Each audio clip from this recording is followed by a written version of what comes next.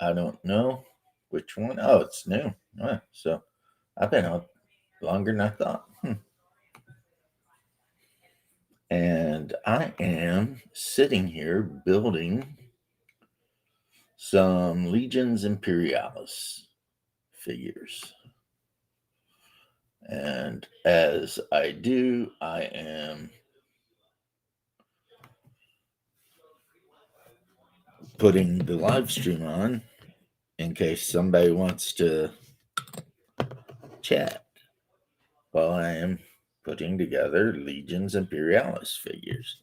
You know, one thing I've just noticed about these guys, you can get plasma guns and you can get missile launchers, but they don't seem to be. Hey, oh, Squirrel Hermit, how you doing? There doesn't seem to be any flamethrowers, right? But I'm pretty sure when you build a Legion in actual Horus Heresy, you know the full sized Marine game, that there are flamers. So I'm wondering if that was a mistake or they just decided they weren't doing it or whatever. You know, you never know. So yeah. So now I get to put together two bases of missile launchers. Mostly I'm putting together special weapon type teams and stuff. So I've got Assault Marine. Yeah, I saw that. The Legion of Myth channel. That's a good thing, man. It is a good thing that they do. And you know, I do tend to a lot of times donate to that too, but no, I wouldn't be upset at anybody for being over there instead of over here. Like I said, I do this while I'm building miniatures because it helps me. Because I'm the kind of person that needs to be doing like three things: painting some miniatures and making terrain. Look at you, busy guy. Yeah, I got my wife's character done last night, finally. So this is a weird group of players that I've never dealt with. Well, okay, it's a weird group of players for sure, but what I meant to say, it's a weird group of characters. You know, I don't think I've ever played a game with such a. By the way, happy Veterans Day. Thank you, my love. Happy Veterans Day to you since you've had to deal with me all this time. I mean, if there's anything tougher than being a veteran, it's being married to one, I think. But so anyway, we've got our kind of not really good cleric, and he and I need to discuss which deity he wants to follow. But he is a Hyperborean, and they are known for being assholes, pretty much. They're the big golden haired humans, and they kind of look down on all other humans and think every other human is inferior. And, so you got that going for you, right? And usually they worship Tathagua, the freaking uh, Clark deity. It was created by Ashton Clark or Clark Ashton Smith, whichever way. Um, but he may want to worship a different deity. I don't know. Then you've got the Atlantean cryomancer. So that's a mage that specifically does nothing but. Hey, what's up, Hey, man? oh, not much. We did get to play our game yesterday, and it went pretty well. Good, good, good, awesome. Yeah, I was talking about. Bear's in. Oh, is Bear here? He said something in the Yep, private yep, chat I though. see him. For the Emperor. Tee. Kill Timmy. Tee. Heresy detected. Uh-oh. Tim, are you a heretic? Because No, no, I'm part of the Sanguinius group. There That you sounds like something a heretic would say. nope.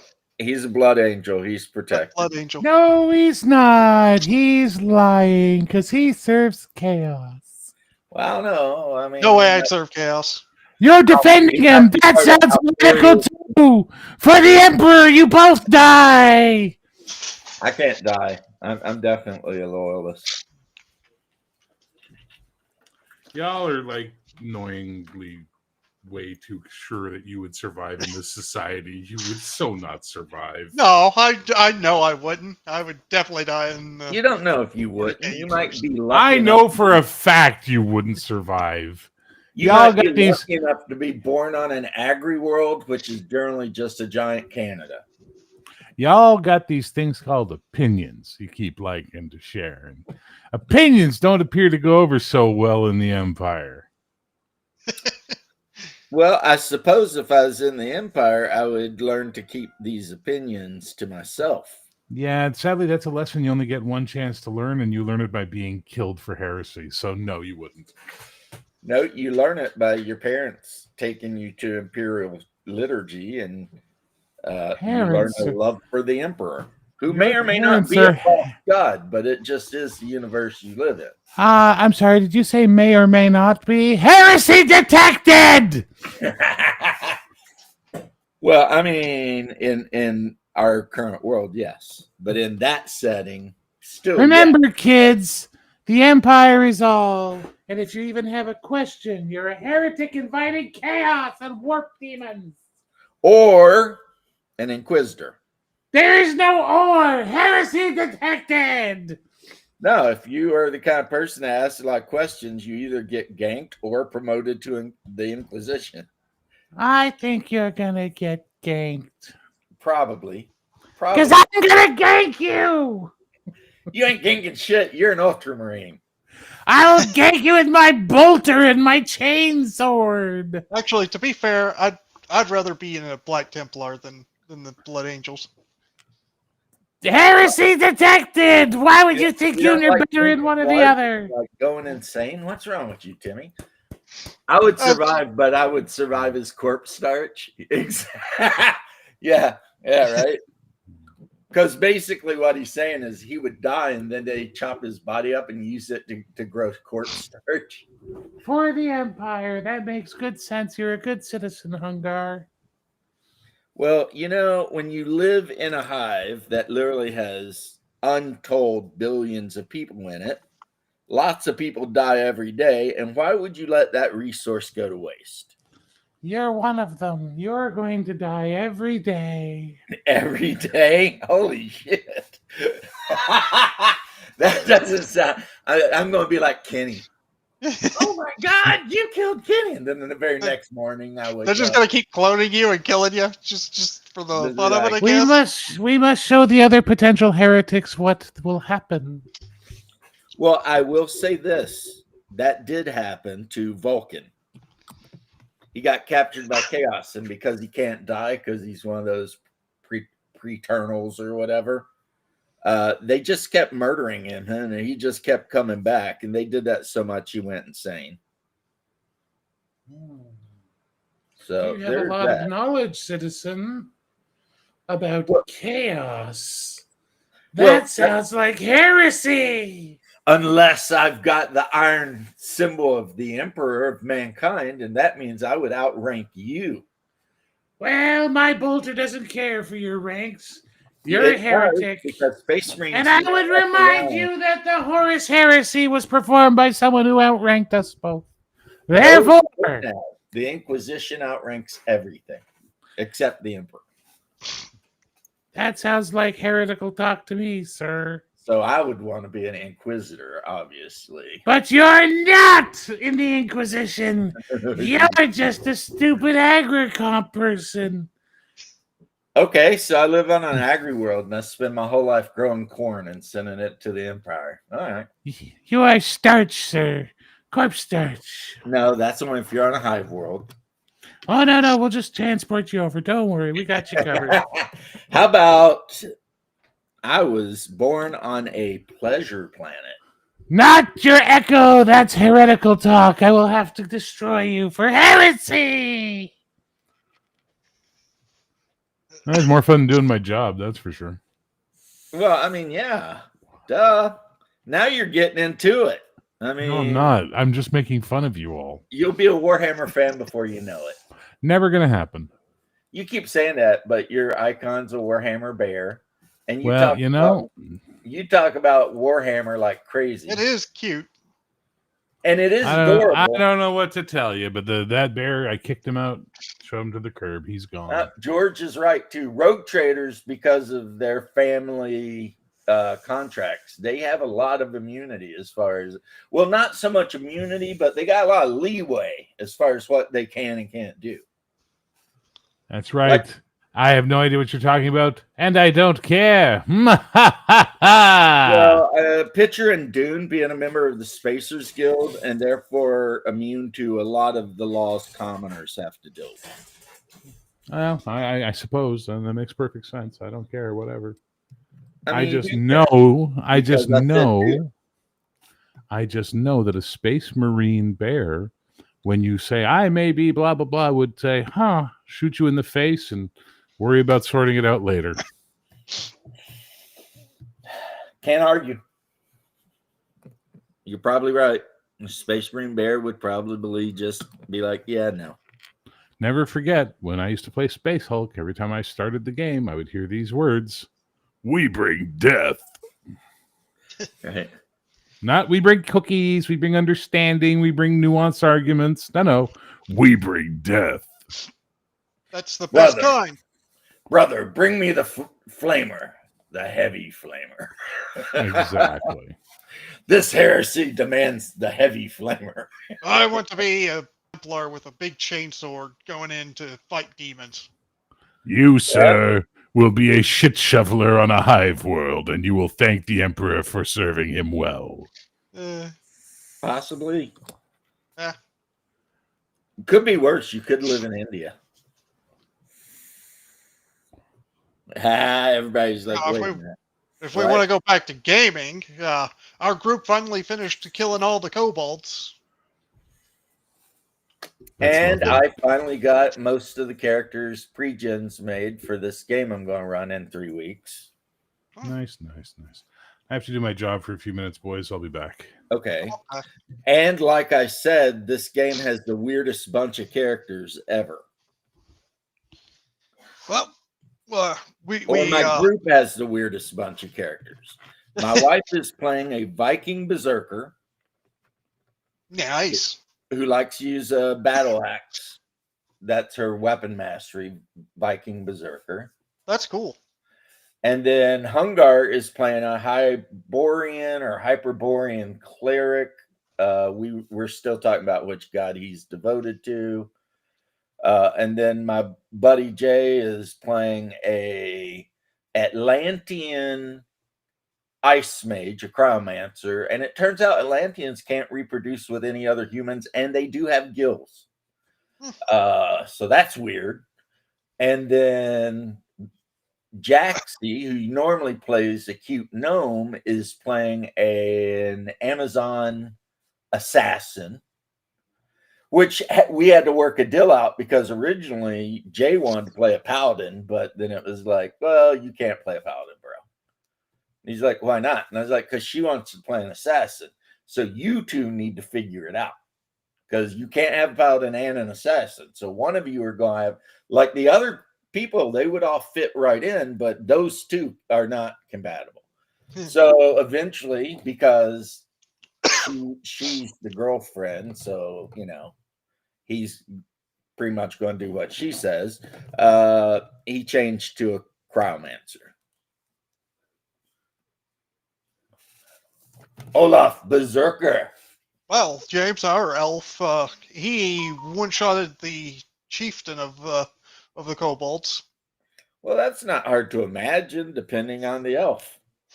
It's an elf fighter who just took out a longbow, hit the the kobold chieftain and killed him. Yeah, Did, yeah. did I mean, 6 kobolds. damage. I mean, it's not like they're the toughest creature out there. I mean, I just find it funny because this elf just got to commit regicide against these kobolds. Regicide. Yep. I mean, if you think about it, like the toughest kobold is what, 1 hit die, really? Yeah, D6. I think Yeah, so it's something like like, the you chieftain know. had like 6 hit points. Yeah, so it's like whatever, you know. My love for you is like a truck berserker. Definitely. Did he just say making fuck? Yeah. This is my cousin Olaf. He's from Russia. Yeah. Would you show- like some making fuck berserker? My Show love your for metal. you is ticking clock berserker. Would you like to suck my cock berserker? I love that. I love Olaf. Oh, on his boy. album. That was a good old boy. The good old times. Before, 27. Try not to suck any cock on your way through the parking lot. Get back here. Hey, you get back here. Yeah, the guy starts following her. Like, get back here. And then Jay with the whole, there's a lot of pretty women in the world, but they don't all bring you lasagna at work. That would be really nice. Yeah. They also don't all have sex with corpses in bathrooms at work. Mm. Now that's just weird. Yeah, that's the Yeah, thing that have you not happened in the seen movie. Clerks, dude?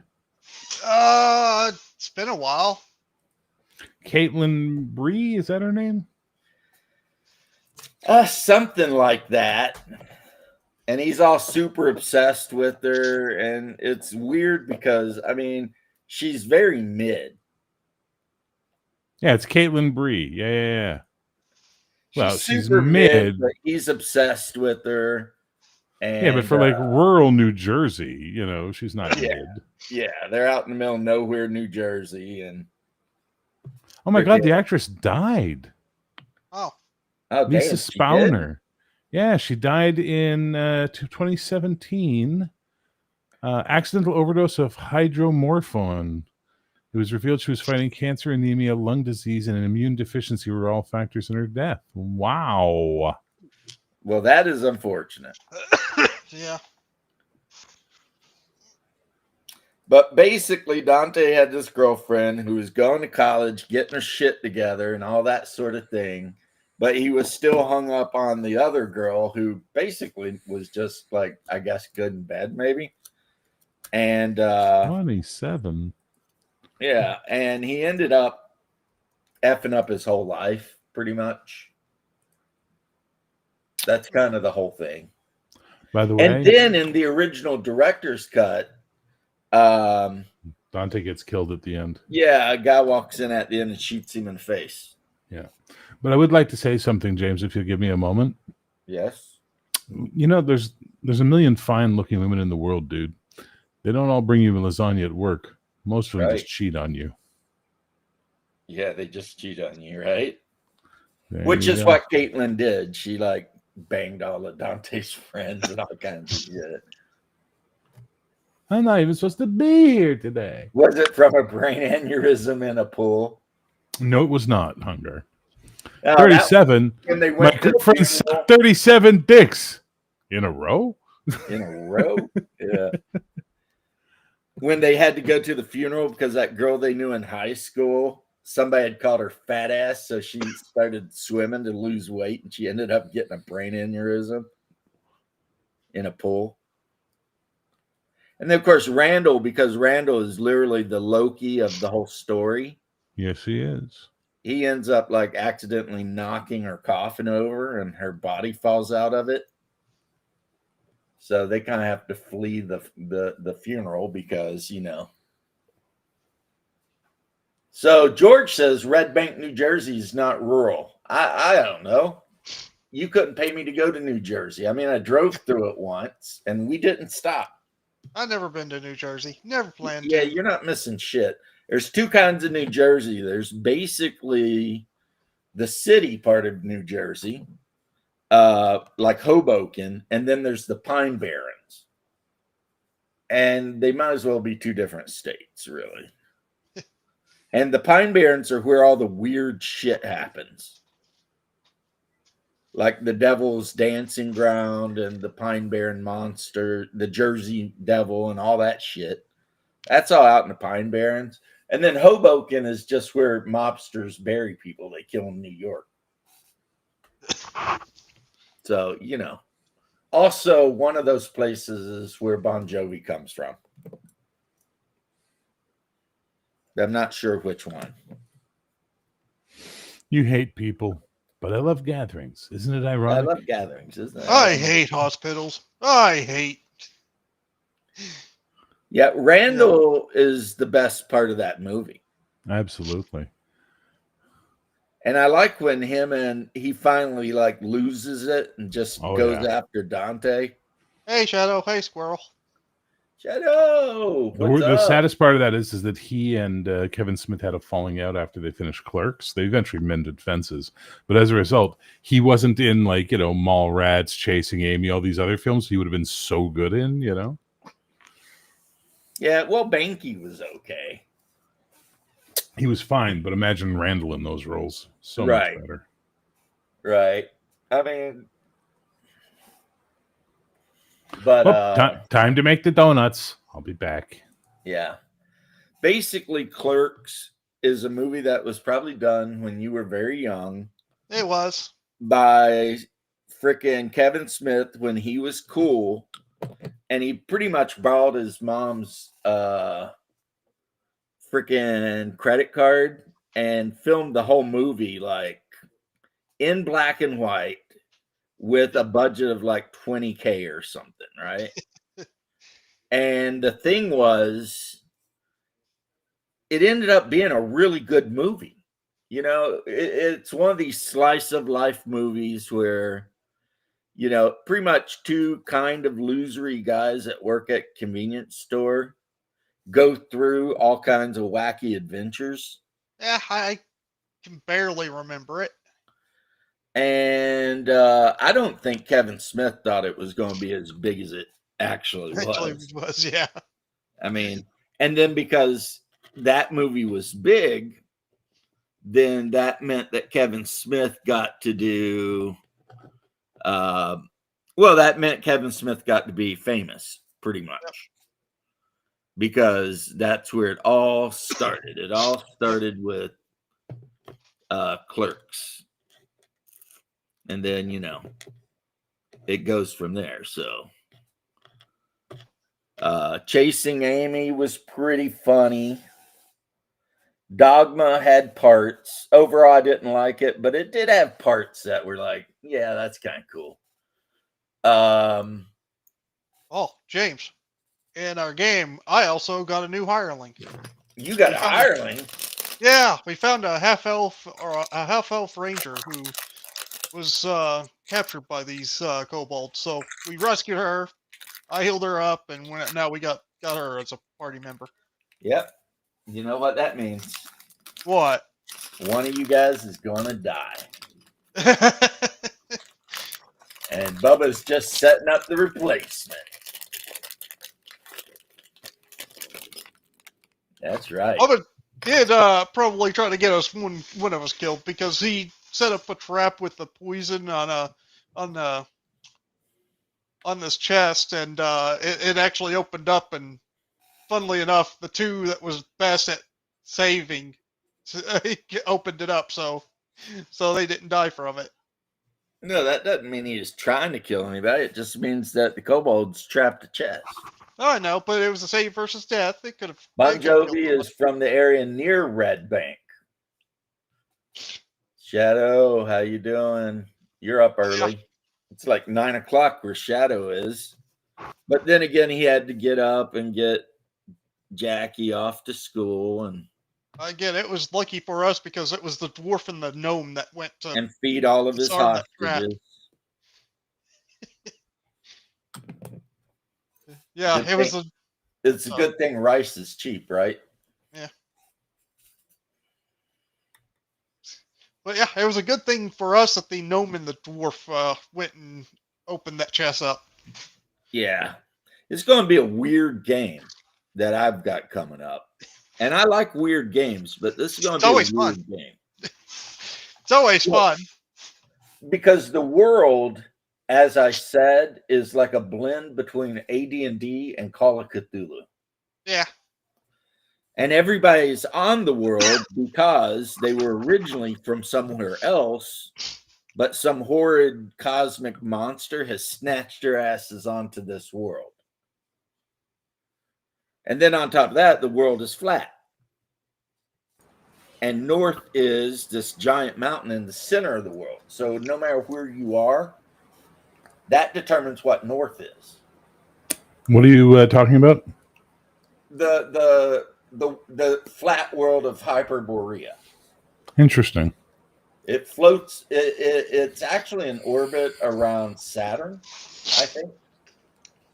So it's always dim there because you're further away from the sun, and the gas giant Saturn, of course, dominates the sky.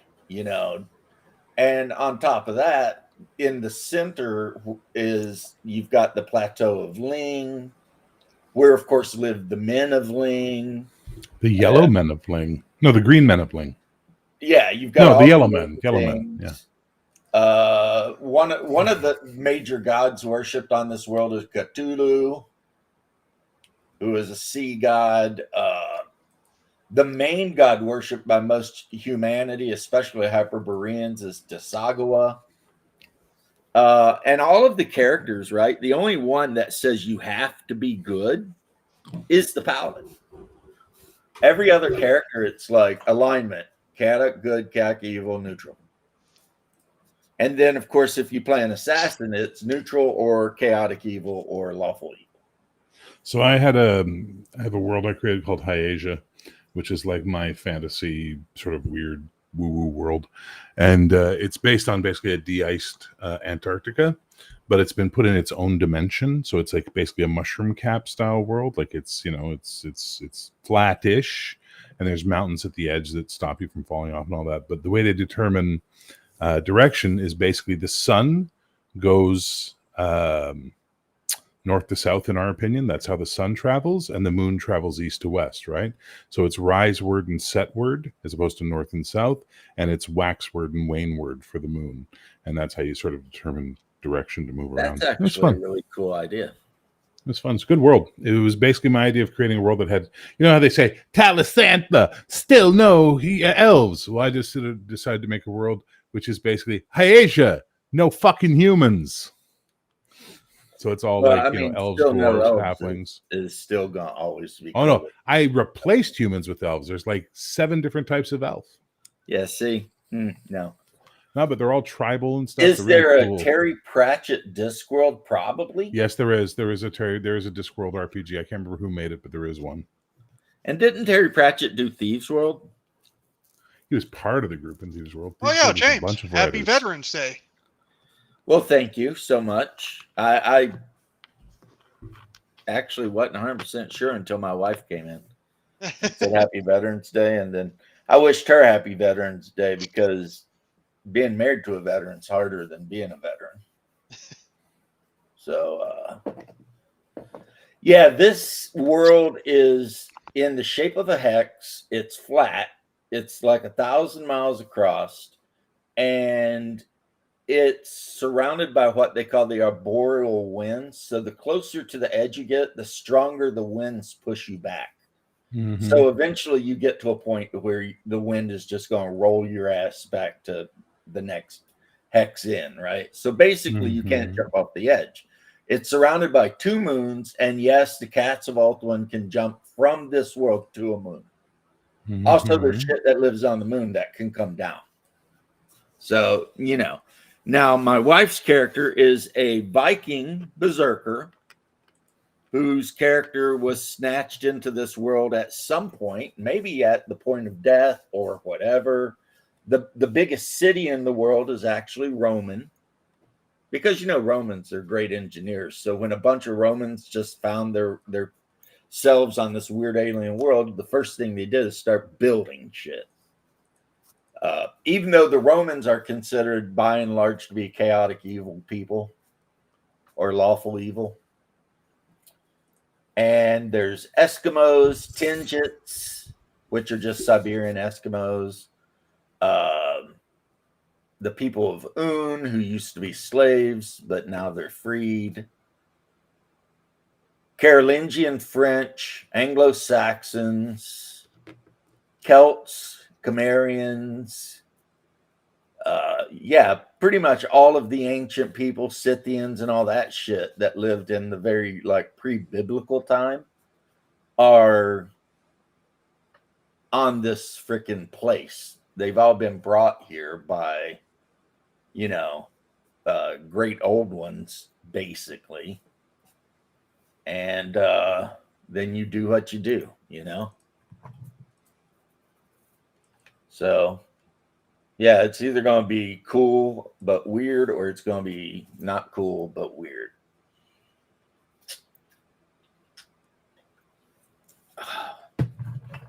And then it's got a cool set of monsters and shit in it too, you know?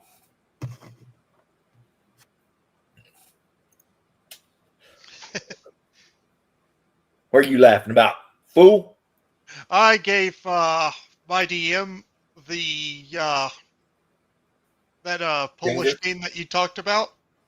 Oh, Baptism of Fire? Yeah, so he could possibly use those monsters in our game. So are you talking about Bubba? No, this was the other DM? Yeah, the Brazilian one.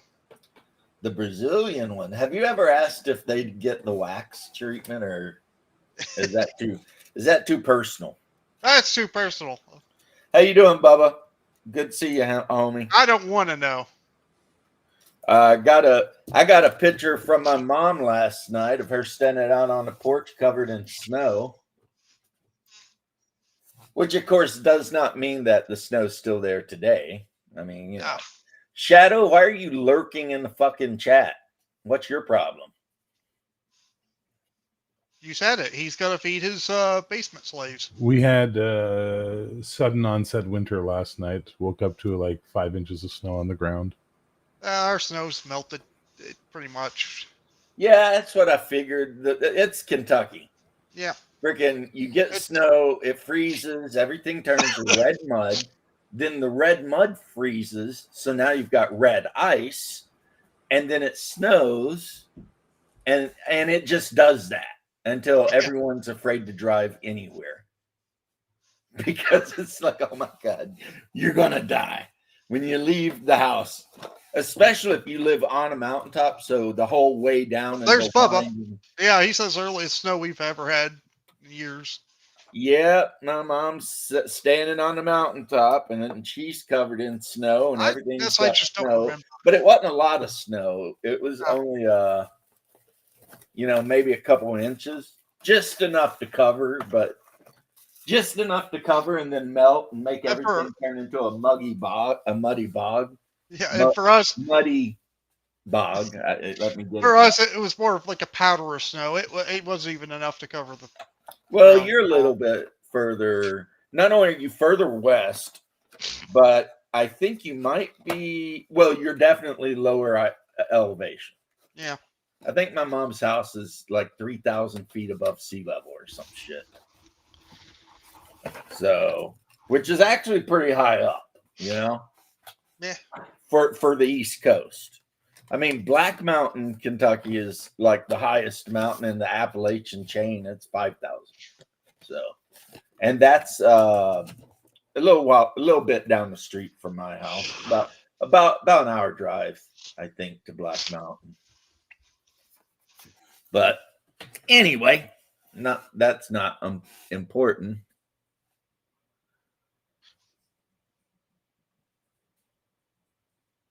Unseasonably warm, but you got rain right around the corner. Right now in Florida, they put out cold warnings because they don't want the old people to die. It's 52 degrees and sunny, which means it's beautiful outside. Like not a cloud in the sky, sun beaming down. So when you're standing in the sun, you don't even feel cold, You know what I mean? Yeah. This is the time of year that being in Florida is awesome. Whereas the rest of the time of the year being in Florida is like just survival, you know. Am I being too loud? No. We are going to the K. Now? Yes. Before. Why do you wait till I start this and then have to do Because stuff? you're completely random. Oh, and by the way, I was thinking, what do you think? Because it's cold, which is chilly weather to me. We got chili frozen that you made. I'm thinking chili map for all our friends last week. What are your thoughts on that? Why are you telling me about shit that's going to happen in a week? I'm not going to remember or care. I'm more worried about what's happening now. Well, do you want to come? Yes, but I'm not going to. Okay. That means he can't go. I don't know about all that. You gotta explain it. I will explain it to him. He cannot be left alone in a car. I don't. It's not about being hot. It's about other people could steal him. Bad things could happen. If you take my dog to the store and it gets stolen, I will be freaking unconsolable. And you know it. I love my dog. But anyway, yeah. 40s today already, 28 this morning, 40s there. Yeah, well, you know, I mean, oh my God, he loves to go to the store so much too. I hate this. All right, you can take him, but you lock the door when you get out. I'll be back. Lock the door when you get out. I'll be back. Okay, I'll be waiting. I couldn't hear you over the dog. Yeah, I said, fine, you can take him. Just make sure you lock the door. I'm not worried about him dying in the damn car. You're in a store for 2 minutes. I'm worried about somebody stealing him. See, that's what keeps me up. You hear this little bastard? He knows, like, if my wife mentions the store, that is a word that is in his vocabulary. Yep. And he loses his fucking mind because even though she's literally going to go less than 2 blocks away from the house, for him, it's like the biggest deal of his whole fucking existence, you know? He's just like, oh my God, please Our dog- take me. Our And dog if doesn't he care about leaves him going anywhere. behind, you guys won't even be able to talk to me. Because he'll just be standing there bitching the whole time. That's why I finally relented. I had to put my foot down with my wife last night, though. And I only do that about once every 5 years. Last night was one of those nights. Because I asked her to pick a race in a class, and she's like, I'll do it tomorrow. I said, that's what you said yesterday. So, no, you'll do it now. Which, of course, you know, when you're dealing with Vikings, a lot of times they don't like to be ordered. So then I pulled religion on her. And I said, I'm your husband. You do what I say. Yeah, that worked great. No, it didn't work great. But in the end, guess who got a list with the class and a race? I did. Of course, I had to tell her, you know, would you please just pick this for me, please? I'm begging you, please. And then she did, you know. So, you know, same as it ever was. When you deal with a woman, it's you know, it's always interesting. So then we woke up today, and the first thing we did is watch Tony just make fun of people, just roast the shit out of everybody. You know who Tony is, right? Nope. Your homie Tony? You need to look that shit up when you're not on here with me. Eh. He's the Chinese dude that, like, he'll start off with some commercial and then he pops in and just says some outlandish shit. Like one of them today, this guy was like, I don't understand these guys, you know. if you're attracted to a trans woman, that's fine, blah, blah, blah. I mean, really, what's the difference? Whatever, right? And then you just see Tony sitting there with this judgmental look on his face. He's like, the difference is she has a dick. And then he tries to sell you some like LED lamps or something. Because There's he no works such. for LC Lighting. Ah, So that's his whole deal. He's a Chinese guy in China who speaks English, Korean. He speaks like everything, right? And he's like, it's Tony, your homie. I'm here from LC Lighting. And he's trying to sell these lights. But his sell thing is he'll like show some ultra left thing happening. And then like he'll respond, you know? Like somebody will be like, they'll say something and Tony will just come out of left field and be like, you're gay. And it's like pretty much he's immune to anyone like going after him because it's like, what are you going to do? I mean, you know, it's Tony, right? Yeah. And there's really just nothing you can do about it. but with the whole tranny thing, there is no such thing as a chick with a dick. It's a dude with tits. Well, that's dude with tits.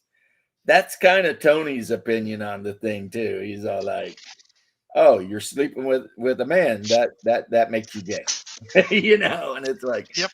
All right. I mean, but this is, of course, as we said, we're talking about Tony and Tony going Tony. That's a fact. I mean, he just does whatever he wants. So. Anyway, though, I'm glad your game's going well. I'm sort of excited about the game I'm going to run. We'll see, you know, how it works. I've had this game since they come out with the Kickstarter, and I went all in on it. So I literally have like pretty much everything for the game. So I figured I'm going to ease back into running games by playing a fantasy game. And what better game to play as I'm easing into gaming than a game that's basically AD&D. Because this game is basically AD&D. Basically, like very, very basically, I should say, but still, you know, still kind of, sort of AD&D-ish. I mean, it uses Stacko and all that, so, you know. Oh yeah. Also, one of the kobold's traps was trying to set us on fire. I used water. Yeah, well, you know, here's the thing. Bubba is nice to you guys. Yeah. Fair. Because if he'd wanted to, he could use Turner's kobolds on you. And you would all be dead. But then that wouldn't be fun for anyone. That would be something you would do just because the players have pissed you off and got on your last fucking nerve. And you're like, yeah, okay. Here are Tucker's. Here we go. Tucker's kobolds. I think it's Tucker. It might be Turner. Whoever it is, just trust me. You don't want to fuck with it. I always expect kobolds to be ones that set up traps and, you know, kind of not exactly try to kill you, but it basically is a thing of either deter you from fighting them or Yeah, that's what you or get think. rid of you. You're wrong, though. Okay. Yeah, Tucker's kobolds. You know what them motherfuckers do? They go up. First off, their whole lair is so small that you can only walk through it single file. Yeah. And then they have tons of tiny tunnels connecting everything above and below you that only they can fit in, or maybe a halfling or a gnome. And while you're walking down a tunnel, some of them will be in the ceiling, like murder holes that are hidden, and they'll drop, you know, like, I don't know. What do you like? What's your flavor? Is it like vials of poison, or maybe, you know, vials of flaming oil? Acid. Or maybe they'll poison. just drop some poison snakes on your fucking head. Yeah. And they will do this the whole time you are in their lair. Nonstop, you will have kobolds coming out of nowhere, chucking AoE type fire devices at you, snakes, etc. And then when you want to kill them, they just run. And they hide in the tunnels, which, as I said, only a halfling or a gnome could even get in. Single file. And the problem with that is when you come in single file through one of these super tiny places, say you're a halfling, right? It opens into a room and there's like 10 of them waiting. Yep. So now you're just getting gangbanged. And if you're human, you can't even help. You know, you're just not even in that fight because you can't even. I mean, where are you going to try to squeeze through this tiny foot wide, fucking 2 foot tall passage? Yeah, that doesn't sound like a good idea, right, Tim? Nope, does not sound good. Exactly. And this dude, it was either Turner or Tucker, I forget his name, but he sat down and he said, kobolds, I wonder if I can make them the worst monster in D&D. Yeah, you And can. then he did. And it become a legend going all the way back to like the beginnings of 3rd edition. Oh, that was quick and painless.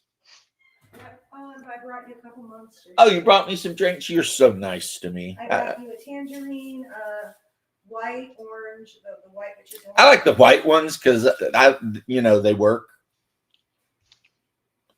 really good. Yeah, just if anyone at your work hears me talking, tell them you don't know who it is. Like you live next door to some redneck Tucker. and they're It's always Tucker. out in the Tucker's kobolds. Yeah.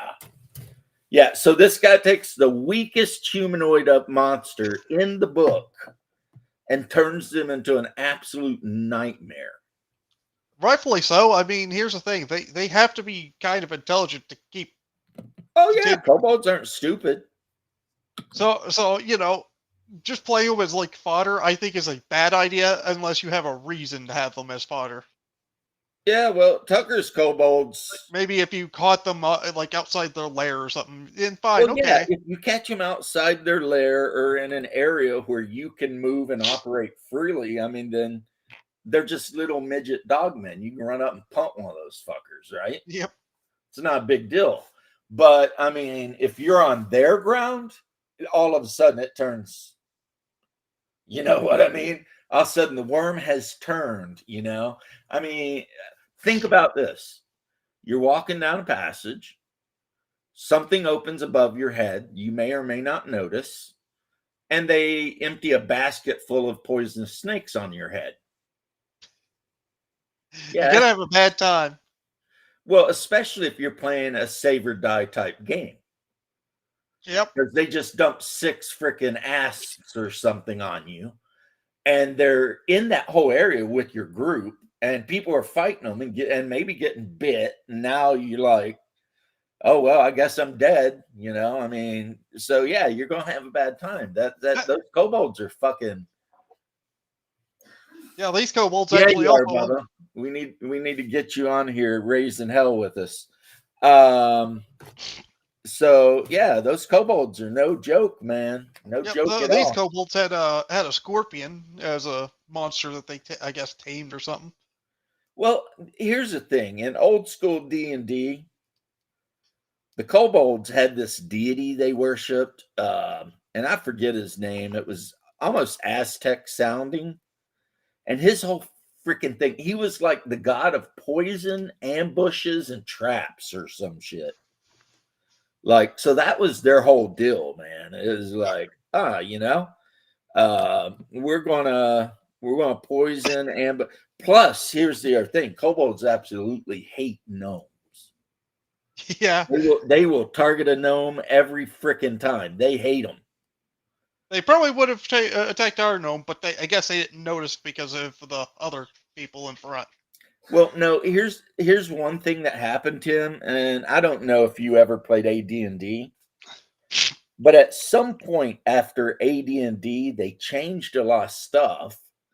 But in older editions of the game, it was like every humanoid, orc, hobgoblin, whatever, had like a creature they just absolutely freaking hated. So for kobolds, it was gnomes. For goblins, it was dwarves. Goblins just hated dwarves, right? For orcs, it was literally everything. And then hobgoblins had a special hatred for elves. So pretty much what this meant is anytime your group engaged one of those kind of monster types, if anyone in the group was the type of thing they hated, they'd always go for that fucker first. So, example, there's an elf in your party. You encounter 7 or 8 hobgoblins. They're trying to take that elf out. You know what I'm saying? Oh, like boy. right off the bat, they're like, "Fuck that elf!" Right? And my new Plus, companion. Any intelligent monster will try to take out any wizard they see at all. If they see a wizard, they're trying to kill that son of a gun. Yep, I mean, no questions asked. because they're most dangerous. Yep. I mean, you know, of course, as a DM, sometimes you don't want to play the monsters like that just because maybe sometimes you don't want to just murder all the players nonstop. Well, you could give logical reasons why they may not at certain points, like maybe they didn't notice or some other reason. Right. I mean, it depends if you're trying to go easy on players, and there's nothing horrible with while I always argue against fudging dice and cheating, I don't argue against maybe having the monsters not be quite as effective as they could be. You know, maybe attacking people they maybe might not have. Because, you know, it's not my goal to group wipe everybody all the time. And if the DM really, really wants to, he can probably group wipe your ass every Yeah. time. No, With okay. even monsters you should be able to beat. But if he sets up the combat where like the monsters are being James. really smart, One of the sessions, somebody almost died to rats.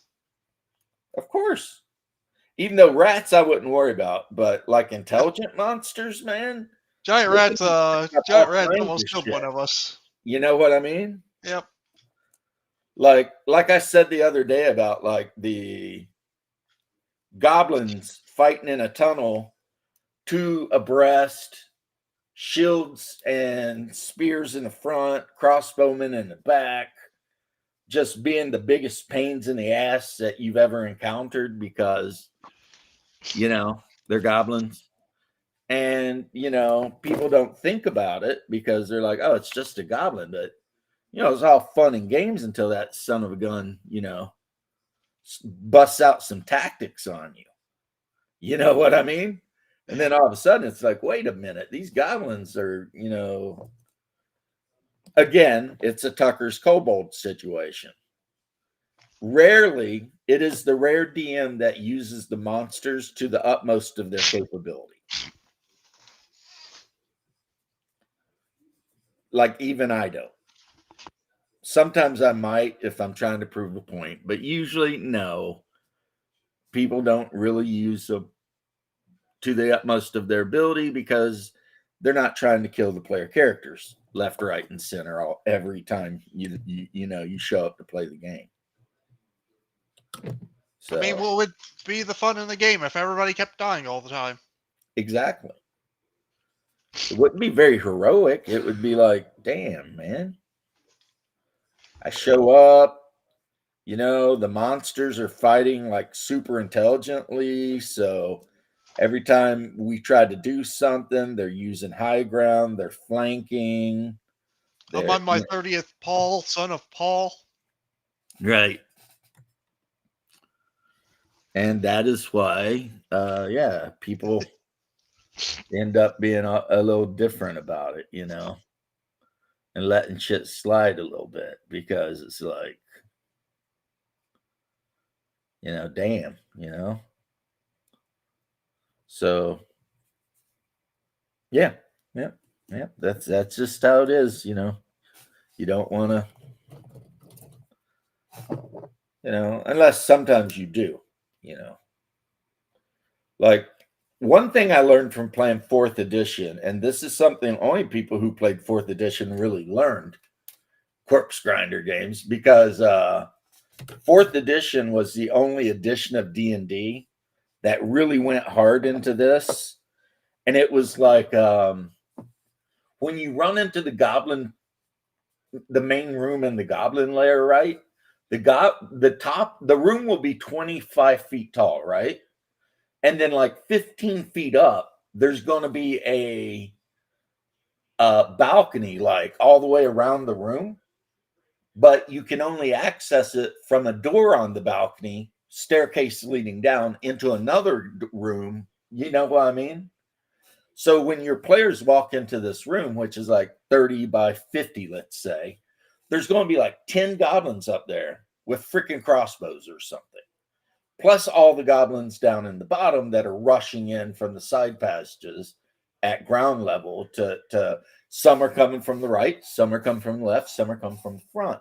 And then if you want to be a real dick, there's a hidden door behind you so that some can flank to your rear too, right? So now you've got your group of characters who think, killing goblins, that's nothing. Right? It's easy to kill goblins, right? Until that happens. And Yeah, there's until 10 that goblins shooting at you every round that you literally, unless you've got a ranged weapon, can't even get to. Yeah, that'd be an issue for my character right now because I have no real range capabilities. Right. I mean, the best you can hope for is you could run underneath the balcony, but that only protects you from the goblins on that balcony. The goblins on the balcony across the room can still shoot you. You see what I mean? Plus, you would have to run through the goblins that are coming out of the door on that side, right?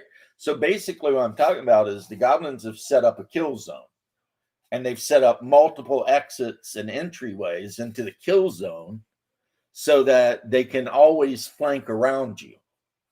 And, you know, some people like that shit. You know, you run that kind of game for them and they love it. And other people are like, what the are you doing? You know, they're not fans. They're not fans really, but in doing like basically the main thing, and interrupt me at any time, but the main thing that 4E did was it tried to teach people how to create an encounter that was more than just monster in room. German Lane, right? But was where the room itself was actively fucking with you. Excuse the language. So, yeah, you know, yeah, goblins suck.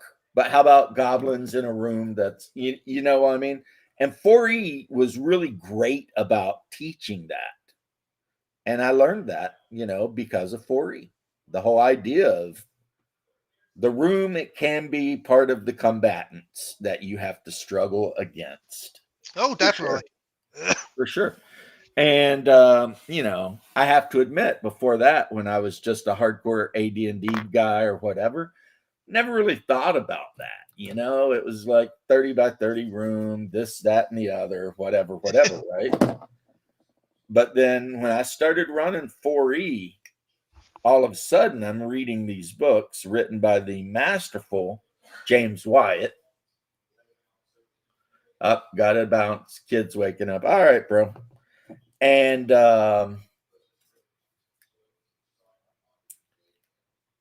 it gave me lots of great ideas that I ended up using with other games because, you know, 4E, a lot of people didn't want to play, whatever, you know. And I don't blame them. Like, as soon as 4E Essentials came out, I dumped 4E quicker than shit, you know. Because Essentials was actually a really good game. Doesn't get enough credit for how good it actually was. But the basic 4E was not a very good game. It was more like a war game than a... I remember the one rule in 4E that really pissed me off the most was the rule where if the players beat the monster and they get treasure, you let them pick which treasure they get. You don't random roll. You let them get which treasure they want, depending on the level. And there were like item sets. Nope, So- random so- loot. I want random loot. Right. So that if a player was playing a barbarian and they wanted a specific like whatever, they could get different sets of armor, and it was like a set of armor in a freaking MMO where if you had the shield, the helmet, the whatever, then you would get some ability, you know. So like the more sets of the armor you had, the more pieces, the more the armor did things, right? And that to me was like, oh my God, just go play WoW, you know? Yeah. Just play At an that MMO point. or something. Yeah, That's just go what play you want. WoW, go play Arcade, something like that. And, you know, because this is, but unfortunately, when James Wyatt was actually called upon to help make the game, him and Tweet and whoever else was involved, I forget everybody that was involved. That was part of the order from corporate, was to make a game that was similar to WoW. Yeah, similar to WoW. It's like, yeah, well, Well, maybe they that's not a good literally idea. had they had commercials that showed a guy playing an MMO, and it would be like, why sit at home alone playing an MMO when you could join your friends? That was kind of their selling point right there, you know. You can join your friends and play an MMO, but like at an actual table with chips and it's like, well, why would I do that? I mean, that's actual work. I can sit at home in my underwear and play an MMO, you know? I mean, people don't think about this, but role playing is not for the lazy. Because if you're going to be in a role playing group, I mean, you got to actually be willing to show up and everything, you know? Yeah. Well, I If mean, all you unless it's want to online. do is sit around in your underwear and collect loot, man, you can do that anytime you want. I tell you what you do also, Big James, if you really want to F with the group, if they're fighting goblins, throw a Zort or Zart or whatever they're called into that bunch. They look exactly like goblins, except any damage you do to them heals them. Well, that's just mean. Oh, yeah. Chuck one of them into the mob. Maybe he's the leader. Maybe he's not. I don't know. Do it your way. But yeah, it's like your players run up and hit him with a great sword. And then, like, he's just like, yeah, whatever. Yeah, I think you have to actually use healing magic on them to kill them. And then that's a what you would call a double F up on somebody, because you're literally using your valuable resource, healing magic, to kill a goblin. But you have to do that because if you don't, it's just going to keep fighting you. And there's only one way to kill it. So it's like, it's kind of like, you know, you might as well just tell your players to F off. You hate them if you do that. You know, it's like, I got a plan. Kill all the other goblins, capture this Zort, and throw it into lava. yeah, I don't know if that would kill it though. I don't Zart. think it would either, but it's out of the way now. Nah, it just swim out of the lava. Well, I'd tie its arms and legs together first. Yeah, lava would burn that I away. think, yeah, you're right. And then that I'll- bitch would be coming for you, buddy. He would be coming for you. Okay, throw it into the ocean. Again, as soon as he gets loose from his bindings, it's coming after you. I mean, that's the problem with that monster. It's like, you know, it's just that way, right? Yeah, that was a Fiend Folio monster. That was a monster that definitely they put in the Fiend Folio just because they wanted to make people cry or something. You know what I mean?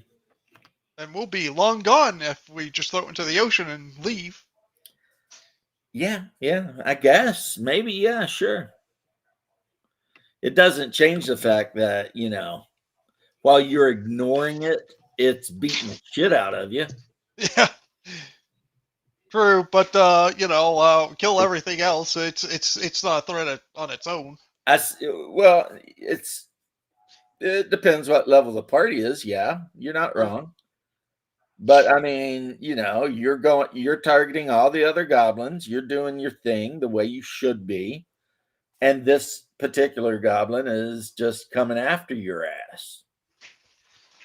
I mean, that's not great either, Nope, it isn't. That's like fire newts. I love the fire newts. Actually, if we're talking about the fire newts that rode like the giant lizards and they lived like in barren lava covered lands and they raided human lands and stuff like that, they were just a cool monster and a great like alternative to your standard, orc or whatever.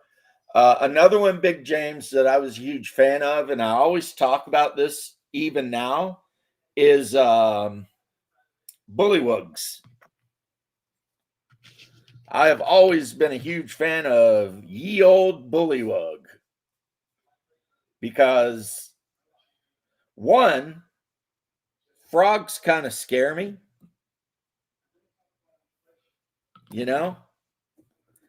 and two, I mean, it's kind of like fulfills the same role as an orc, except it's in every way worse than an orc, even. Like That is true. it's a cold-blooded amphibious thing that will literally eat anything it can get down its damn gullet, including each other. And they hide out in swamps and shit. And they just have no mercy for anything. And the deity they worship is just as evil as it can possibly be. So it's just like, these things are like nightmares, right? Okay. Here's a monster I want your opinion on. The Dire Gazebo. Get out of here. You've been reading too much Kinzer and Company. Freaking Knights of the Dinner Table. It's like, who doesn't know what a gazebo is? That's the funny part. They're constantly battling that gazebo. Actually, I just know this because of a weird D&D story where apparently somebody didn't know what a gazebo was. Yeah, that's from the Knights of the Dinner Table by Kinzer and Co. And there's the one guy in the group that always gets mad, just throws the table across the fucking room and storms out. That's like, his thing. Yeah. He'll just like chuck the table because he's like, I want to speak to the gazebo. It's like, you can't. It's a gazebo. Yeah, those guys are goofballs. But it is what it is. I just found the story funny. It's fun. Well, I mean, Kinzer and Company, yeah, they did some pretty fun stuff there for a while. I mean, I don't know what they're doing now, but nope, I have no clue either. They came out with like Hackmaster, then Hackmaster some other, then like another kind of Hackmaster, and then eventually they came out with like they came out with a Western game. Oh my goodness.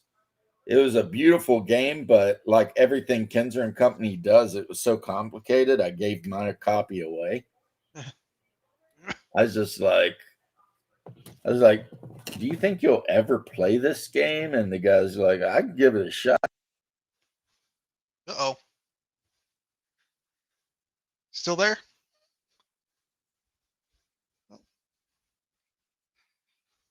This weird cascade where it was like, your mic is off, your mic is on, your mic is off, your mic is on. I don't know why that happens, but it do be happening. It does that, huh? Occasionally. It's actually super annoying because it's like, Yeah, I could see Why that is being that annoying. doing that? There's no reason for that. That don't need to be happening, but anywho. Um, so what else do you want to talk about? I do not know. Well, I mean, you're here. You were talking about your game Yep.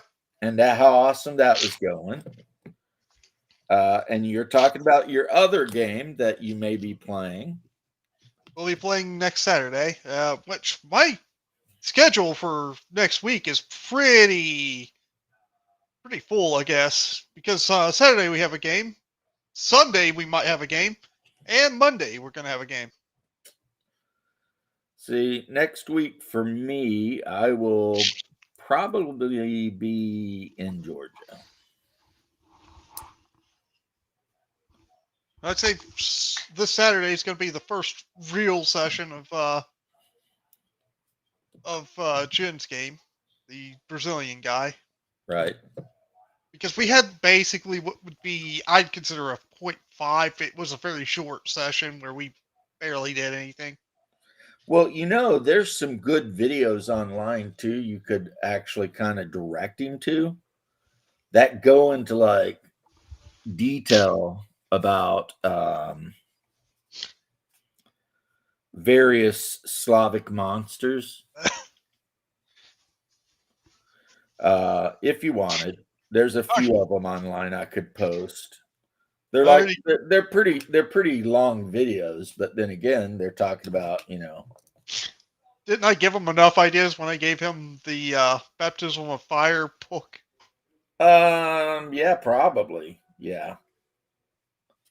Honestly, probably, yeah. He's probably got enough ideas, and we'll see what he does. I mean, Yep. in my homebrew game, which I didn't have baptism fire, it was just me running a game. I used Slavic monsters in such a way that literally it gave Haas nightmares. He called me the next day to tell me I'd given him nightmares, and he was not happy about it. And now he's like not a big fan of the idea of children laughing in the middle of the night when you're camping in the deep forest. Well, that'd be creepy anyway. Yeah, it's especially creepy when it turns out to be Perchinix or something like that, which is like, undead children that come back from the dead to punish everyone. And they kind of become vampiric monsters. And sometimes they can appear as large ravens with children heads. And they can use their power over wind to knock buildings down and stuff like that. Yeah, it's a whole thing. So of course, because we're talking about Slavic stuff and it has to be extra weird, if you lose a child, obviously the best thing to do is to bury the body of the child underneath your house. And then there's a chance the child will come back as a friendly house spirit that will watch over you. But if it's buried without rites and stuff like that, then there's a chance that the child will come back as a maniac that just wants you all dead. I can't wait to see what'll happen in that Saturday game. It's gonna be fun. We're starting out at a ball for royalty, like not royalty, but nobility. Yeah. Well, just like I said, remember, if somebody has a miscarriage or something, make sure you get a priest to do services for the child, because otherwise there's a chance you will live to regret your decision. Well, And, yeah, you don't want that. You don't want that. But anyway, Thought about other things I want my character to go through. I even thought about like becoming a vampire, but that technically isn't a thing in his game. yeah, well, I mean, here's the thing. In Slavic mythology, there's 100 kinds of vampire, and none of them are attractive European aristocrats that want to invite you to their home for some reason. They're all monsters. And yeah. So that's the thing with Bram Stoker is he was an Irishman, and he took an Irish monster and he kind of blended it with some Eastern European mythology. And that's how you get Dracula, right? But Eastern European vampires typically look more like Count Shrek. They're hideous, bestial creatures, strigoi and shit like that, right? Yeah, I get that. Yeah, they're not a bunch of Ponzi Frenchmen that want to hang out and whatever. It's not the masquerade type of vampire. I get Yeah, it. they're not that. These guys are like not great. I'll just say that. They're just not really great. You just really don't want to be like palling around with them. But for whatever reason, that is because in the Irish mythology, they have a thing called the unshriven host. It's basically just a guy that's, killed. And then he comes back from the dead to feed on family members and stuff like that. And according to the old myths and legends, they dug the bodies up and the guy hadn't rotted or anything. He was still like, fresh, or maybe had blood on him or something like that. So yeah, it was a whole thing. But evil frog type people, they were absolutely savage, ruthless, and frightening. Coco, beware. What is up, homie? I hope you're not well, or it depends. Maybe you like to freeze.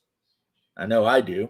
So anyway, yeah, frogs, man, there's just something terrifying about the idea of a frog, I don't know. For me, frogs don't seem that scary, but I get the bullywug thing because that is terrifying. Yeah. Well, yeah, it's here's the thing. Frogs are a completely inhuman thing. Like there's no humanity in a frog. I mean, you're dealing with a creature that's not even warm-blooded. It's not even a mammal, right? An orc, a goblin, a hobgoblin, whatever, right? At least they're mammals, So by the fact that there's mammals, there is the possibility of some detente being reached, Maybe you can bargain with them or something. But how do you bargain with a cold-blooded bastard that's only concern is filling its gullet? And is smart enough or cunning enough to go about doing that thing. And also views every other living creature on the planet as something it might be able to eat. You know what I mean? Including each other, like I said. Yep. Including each other. I mean, a full-grown bullywug will eat a young bullywug in a second. Hey, William Sova. How you doing, William? If it can get away with it. You know what I mean? And they'll eat anything else too. They'll snatch a halfling up and just down the gullet it goes, Not even an issue, right? Barely an inconvenience. So, yeah, that's kind of, I don't know. I have an unrealistic fear of frogs, I think. Like, I don't scream and run from them, but I don't trust the little bastards either, Some of them are poisonous, although I don't think any that's around here are. I think if you grab a toad and you lick it, it might give you hallucinations or something. But no, it's nothing like that. It's just, I don't know. Like, I mean, the poison dart frog, yeah, that thing you probably want to steer clear from, but Okay, now imagine this if you really want to F with your players, right? yeah. Bullywugs that are actually the descendant of the poison arrow frog. Yeah. So as you're fighting the bullywug, you have to worry about getting poisoned Yep. from from the bastard, right? Save versus poison or die. Right. I mean, that right there is a nightmare. And that's just something you just thought of, just now as a, thing as you're trying to talk me out of my irrational fear of frogs. So, Hey, I was just saying, most frogs aren't poisonous. It's like the toads that we find in Kentucky. If you pick those up and play with them, they're not going to hurt you. and I have done so. Yep. Like I said, I'm not terrified of them like the kind of person. I don't have a phobia or anything like that. That's fair. It's just a matter of when you look into their little fucking eyes. I mean, there's nothing there, There's nothing there. You can look at a mouse, you can look at basically any kind of animal, and there's something there. But a frog, there's nothing there. That bastard exists only to kill and eat, and that's it. And that kind of tweaks me out a little bit, It's just like, damn. Even though where I'm from, if you go down to the creek and stuff, boy, you can get some big old bullfrogs down there. Yep. And things are beast mode, like a foot long when you're holding them up with their legs stretched out. Had a nice walk. Yeah, today's a good day for it. A lot of places. It's a good day for a nice walk in a lot of places.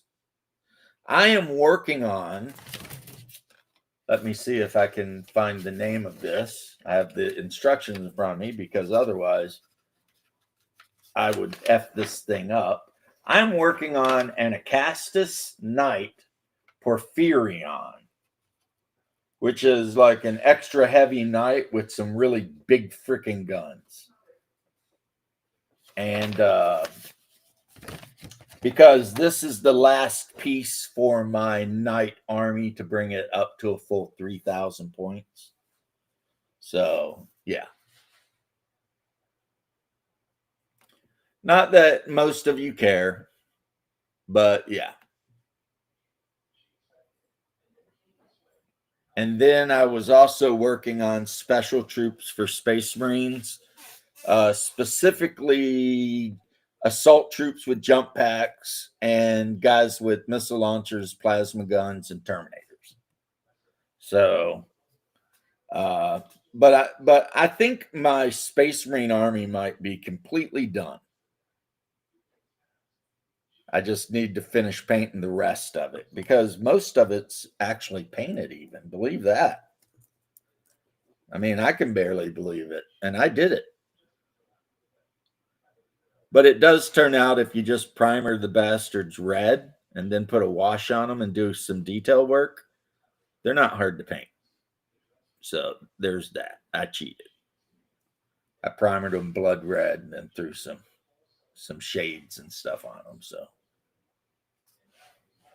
now this guy's kind of a tough ass guy. Looking at his turret, it's just boxy, heavy armored, got a couple of las cannons mounted on it. And then it's got some big freaking guns that are mounted on it. I mean, this guy is like, what's going on here,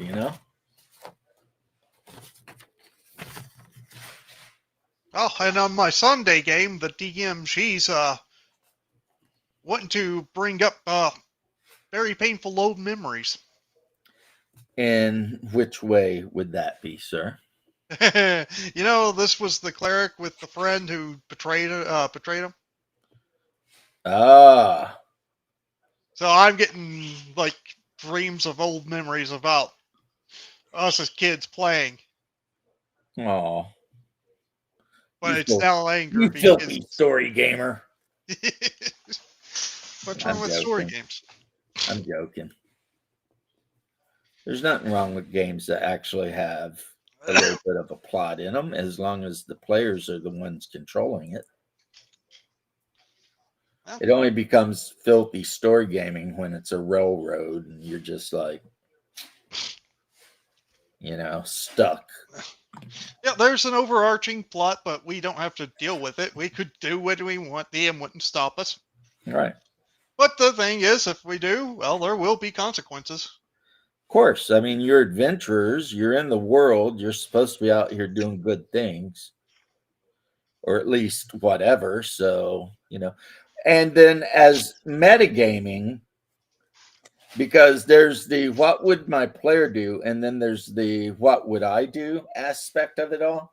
And the what would I do aspect should tell you that the DM has spent his time and effort to create an adventure for you.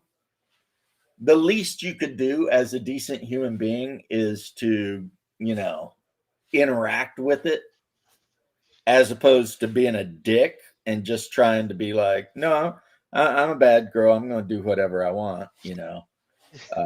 I've had that kind of player, by the way. And it's just like, dude, Not fun. it's like you are actively going out of your way to run the game for everybody. The only player I've ever really, well, one of two players that I've kicked out of games because, I'm generally a pretty easygoing guy. So if I'm kicking you out of a game, you have done something really fucked up. I mean, like, for real fucked up. And, it is what it is, right? Yep. It looks like we're going to get kind of close to start working our way back to my character's homeland for a war. In the Sunday game. yeah, The one I'm playing, the Cleric of Heronius. nice. Yeah. We got to fight the elves. You got to fight the elves. Yeah. Are you playing Greyhawk? No. Oh, I was wondering because in Greyhawk the elves are assholes. Usually elves aren't assholes in this one, but there's like an elven kingdom that's kind of hoity-toity superior kind of people Yep. who enslave lesser groups, and so they counted the neighboring country of theirs as lesser, and are doing it to my people. Yeah, in Greyhawk it's called Selene, the Fey Kingdom of Selene, and the queen of that kingdom has decided that only elves and gnomes are allowed to be in the kingdom. And if anyone else even tries to cross through the forest, they get shot full of arrows. So it does cause a lot of problems with people, People don't like that, it turns out. So my character does have like a major hatred of elves. I think that was my phone in the car. Your character hates elves. That's wild. Yep. Well, I mean, what would you do if you were fighting a nation full of elves who want to enslave your people? Yeah, I probably wouldn't care for them. Probably wouldn't care for them. Yeah, it wasn't great for our party dynamics. Sounds to me like the elves in the game that you're playing in on Sundays are just bad dicks. They're just Well, not all of them. assholes. Most of them, like in the regular world, aren't like assholes. It's just this one little group, and that's the group that my character is mostly dealt with. Mm. It's just that thing. It's like, yeah, this one nation, so it's a kind of a terrible one. But if you found a random elf, they're not going to be terribly bad or anything. See, I've often wondered about that when I've been in my mood to sit down and just think about things. Like, would being damn near immortal or living for so long, would it over time just make you a bad person? Maybe. I mean, maybe you just go insane. I don't know. Yeah, Yes. that's something I sometimes think about, I like could see it going a lot of different ways. Me, I personally think that it make you a lot like the elves from Freerin. um Just very cold, distant, but not really evil. maybe. Probably hard to feel a lot of emotions whenever you just know that you're just going to outlive everybody. Yeah. Or maybe you turn out like the elves in Warhammer Fantasy, where since you live so much longer than everyone else, their lives don't matter to you at all.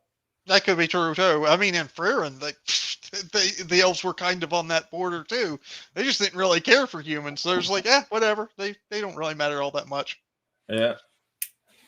Like And dwarves, then, hey, they can be kind of buddies because the dwarves last long, but yeah. humans, they're like, yeah, we won't even get to know them really.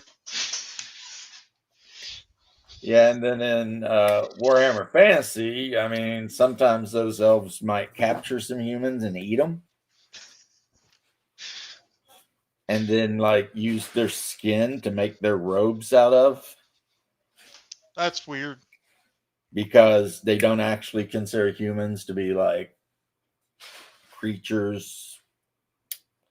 They pretty much consider humans to be about the same as we consider like pigs or cows.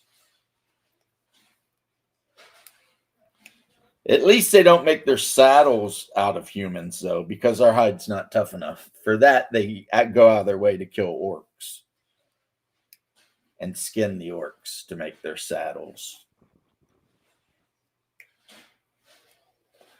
But one thing to note is they're just as big a dicks to each other as they are to everyone else, you know? Like once a night they have a holiday, it's the night of Cain, and the witch elves run through the city, and anyone they can get their hands on gets drugged to the center of town and sacrificed into the cauldron of blood. And then the Hag Queen, who runs the cult of the witch elves, she bathes in the blood, and in doing so, it keeps her young because she has become so ancient that she's literally turning into a hag. You know what I mean? So, yeah, that's how they do. Yeah. And they're all Canadian. And that's not even a joke. If you look at like the map of the old world, It's Canada. Nagaroth, which is where the Dark Elves are from, is Canada. Yeah. It's like, all right, fucking Canadians up here, jacking everything around, eating each other, and riding mini dragons. But I don't know, man. It's like I've told you my theories. We've talked about Tucker's kobolds. What else you got? Trying to think here. Well, Monday's game, we need to figure out what we're going to do next. Probably finish off another one of those dungeons and, one of the towers on Highfell. Okay. So Sundays. Monday you have to do something. Yep, I still want to level up. It's so close now. Just, kobolds don't really level you up that much. Well, killing them doesn't, but I don't know if the game you're playing gives you XP for recovering treasure or It not. does. So, yeah. But then again, most kobolds ain't really got a whole lot. Now, they had a few little things like a +1 warhammer, a +1 wooden shield, a dagger that can poison somebody through crits. Oh, yeah. Dagger Venom. That's actually pretty good. Double-sided dagger venom. Double-sided? Yeah. So it can poison you too? No, it's like two blades, one going out of the bottom of the hilt and the top of the hilt. Oh, I was going to say, damn. That went from cool to, I don't think That's so cool. Pretty Yeah. quick. Like, yeah, I don't need any I don't need any dagger that's like Well, the only way that would be cool is if you hit your opponent, they would have to make a save. But if you had a fumble, then you would have to make a save. You know what I mean? Then that would be kind of like, all right, that's kind of a cool item. You gotta Be really good for my my bard that was immune to poison. Well, technically, I right, just get him drunk. right. You just got to kind of keep an eye out and try not to whatever. Man, I was thinking about last night. James L was in chat, and I meant to talk to him about something. I was making fun of Australia just a little bit, but then I thought about I can't really make fun of Australia too much because one of the greatest actors of all times comes from Australia. Who's that? Kurt Lazarus. Oh. You never heard of him? Nope. Yeah, he is truly one of the greatest actors of all time. What did he play in? Tropic Thunder was a big one of his. Yeah, I remember that. I think I know which one he is now. I'm trying He to was remember. the black guy. Oh, okay, yeah, he was funny. Yeah, he was the guy pretending to be a guy, pretending to be another guy. I'm a dude playing a dude, pretending to be another dude. Yep. So obviously he's not Australian, but in the movie, Kurt Lazarus is Australian. And there's the one scene where him and the black guy get into it, and the black guy calls him the N-word, and he like smacks the shit out of him. He's like, for 400 years, they've been using that word to keep us down and all that shit. He's like, but we worked hard and we finally getting our time at bat. And the black dude pushes him off and says, get off me. That's the lyrics from the Jeffersons. It's just like, yeah, when he attacked, he's like mad at him because, he's like, there was 2 roles in this movie for a black man, and they gave the best one to a white guy or to a kangaroo or some shit. He's just like so pissed off about it. And he starts talking shit about Crocodile Dundee. And the dude's like, you watch your mouth now, boy. That guy's a national treasure. And then he's like, or what? A dingo ate my baby? And he's like, I'll have you know that was true. A woman lost her kid. It's like, anyway, Tropic Thunder. It's funnier than it deserves to be.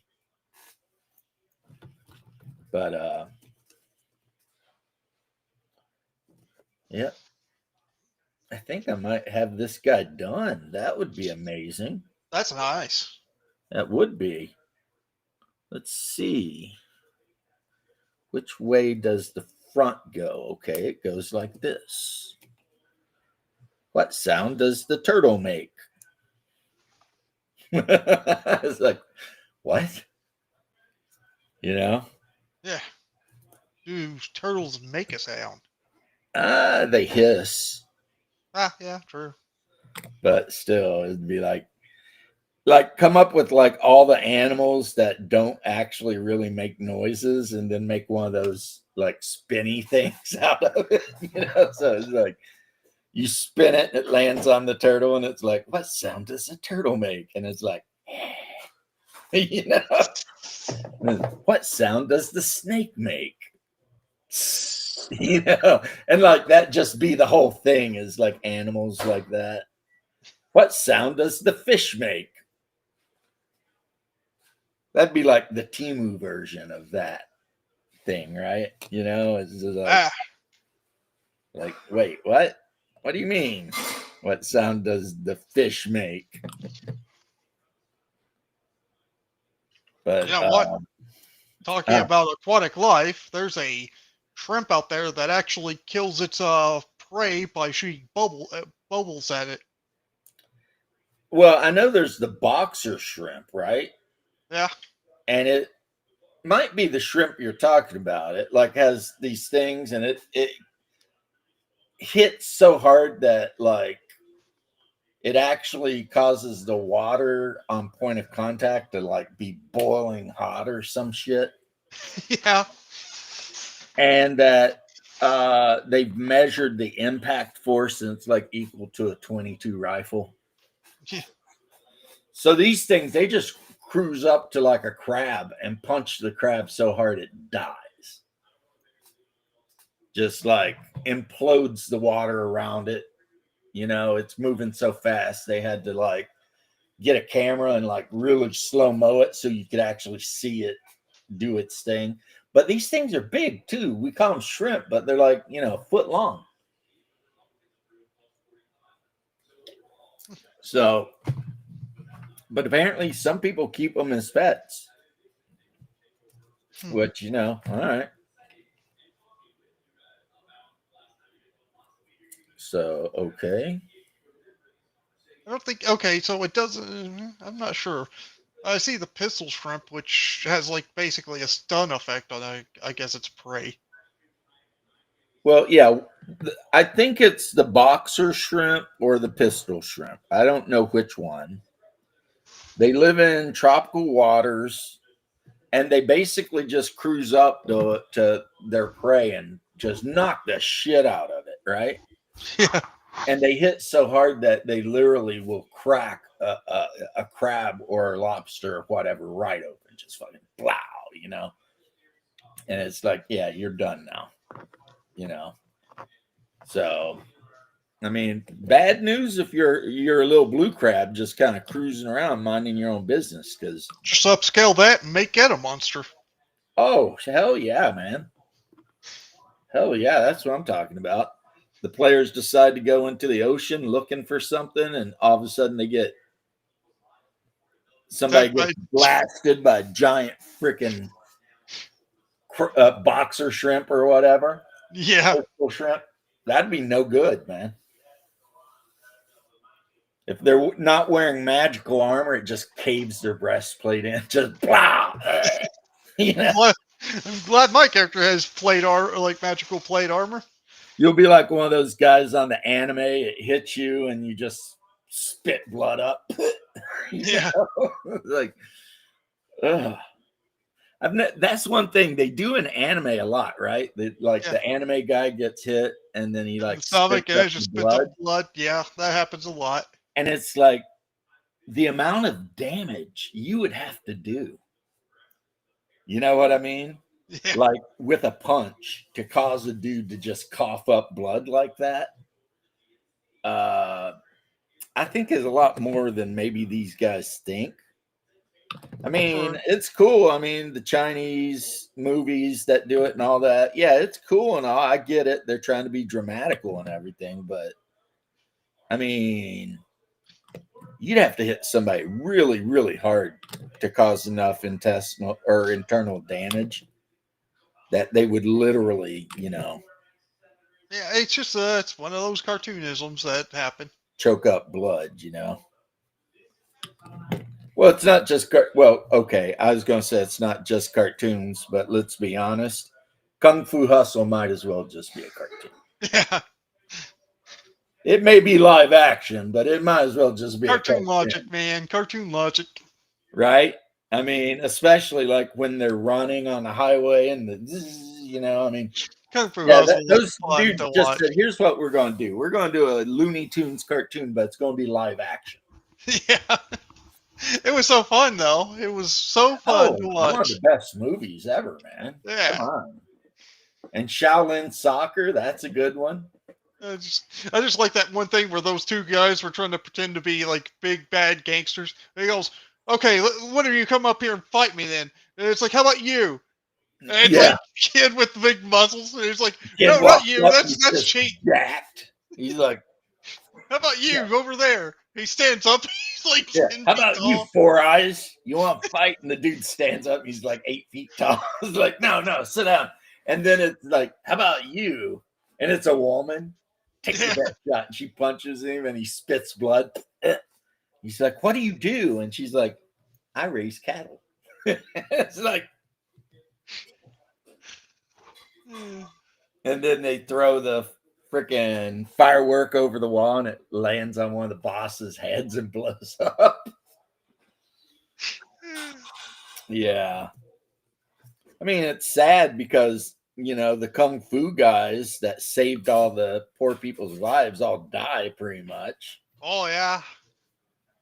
I mean, the one guy who was like all about kicking, he gets beheaded. And the gay guy gets like messed up really bad. And then the dude with the spear, he gets jacked up. Yeah, they all die. They all die. So, Well, if you want a comedy with no death, you could always go Kung Pao. oh, Way of the Fist. Yep. Enter the Fist, actually. Enter the Yeah. Fist.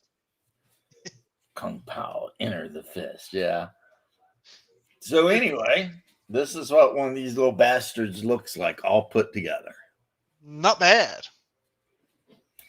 Yeah, yeah. It's only like 50 parts. Well, I'm saying not bad looking, at least. Yeah, yeah, yeah.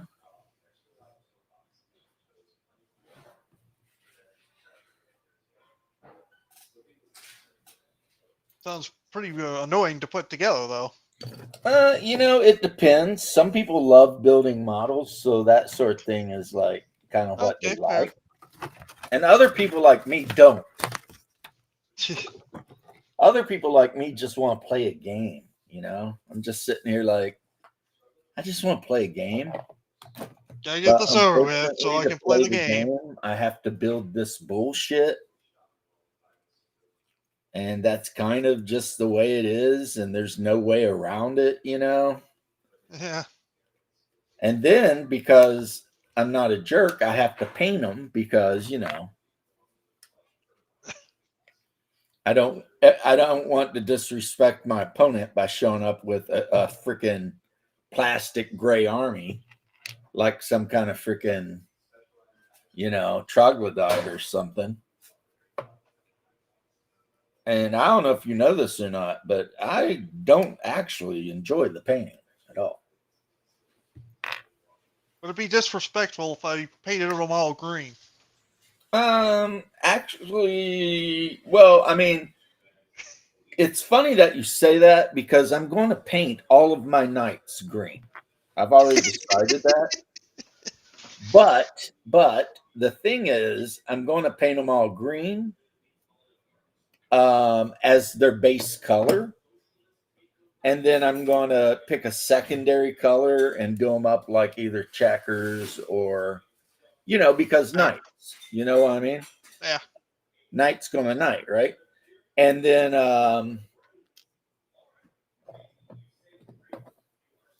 yeah.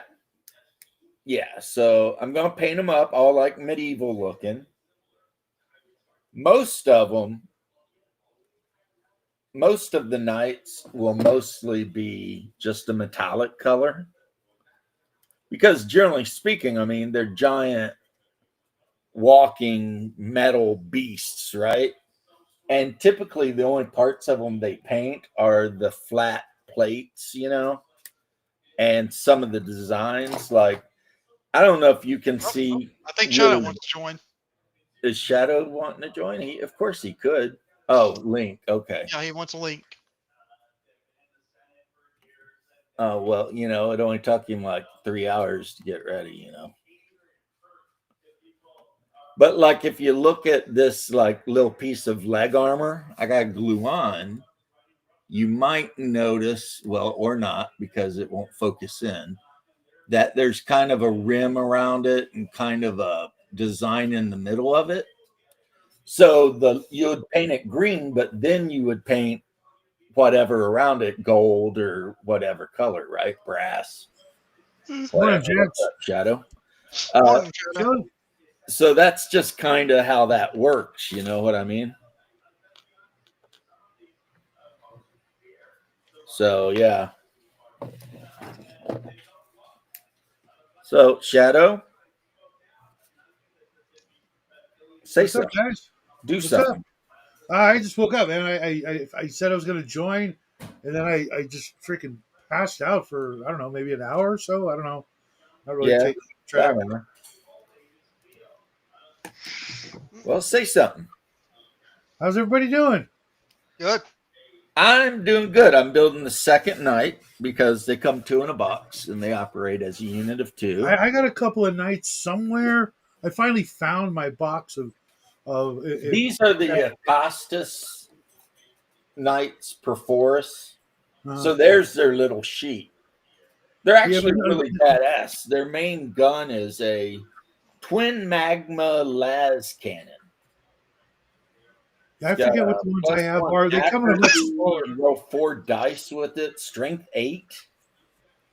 The ones I have come in a much smaller box, or maybe there's something smaller than a knight, but they're not. You know, The they're ones that come in the box set, I believe, are the Cerastus Knights. no. These are they came in a box like this.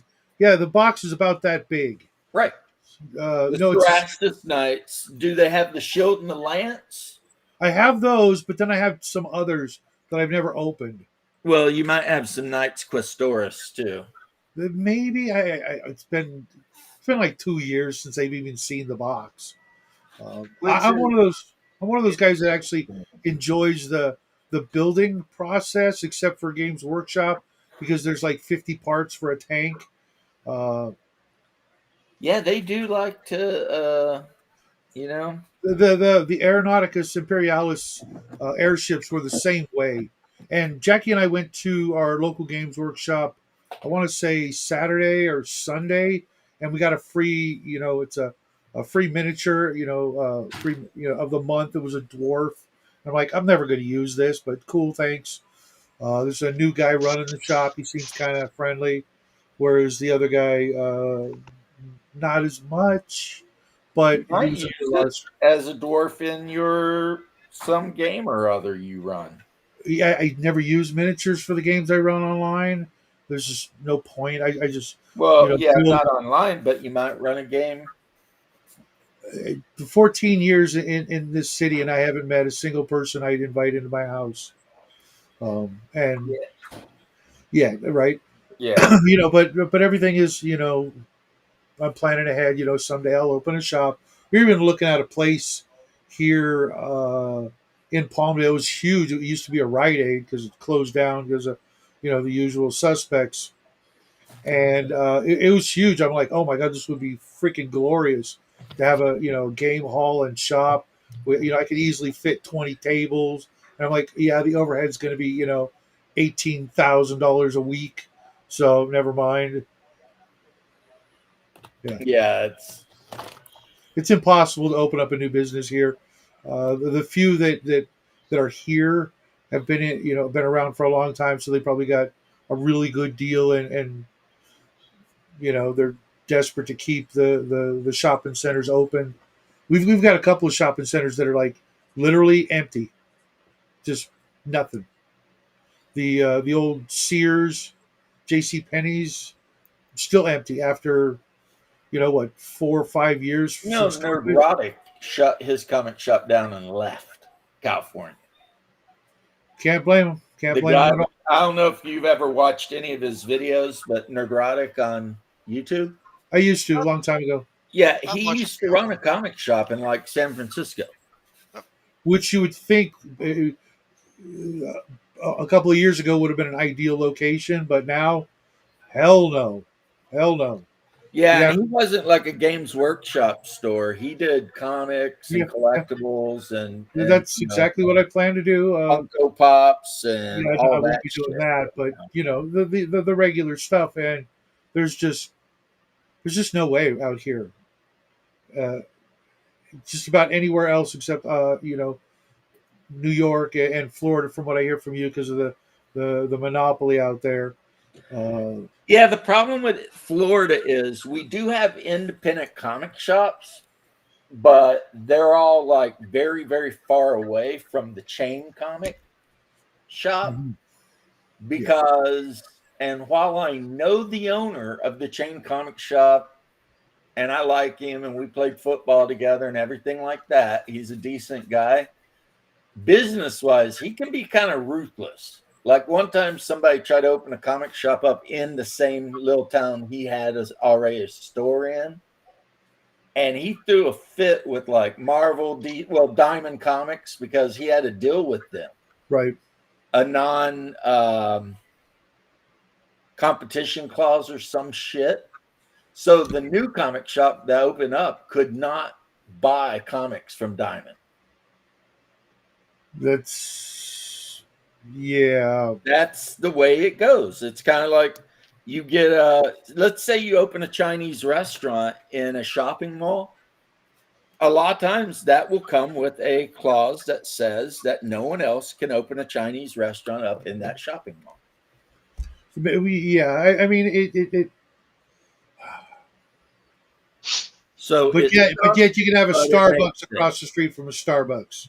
Right. Well, if the same person owns both of them, then who's complaining? Right. No, it's just, I mean, for the consumer, obviously, the store owner, wants to do everything they can to make sure they can, do business and have a thriving business. But, the average consumer, when, all they got to choose from is McDonald's and Starbucks, yeah, they're going to be seeing the doctor a little more often than they used to. Let me tell you this. We went up to, when I went to Gainesville, there was a Waffle House. And there was another Waffle House in the parking lot of the first Waffle House. Waffle Houseception. I'm not even kidding. There was like the older Waffle House and the driveway around it. And then on one side, a completely different Waffle House. Were they doing that much business? First off, yes.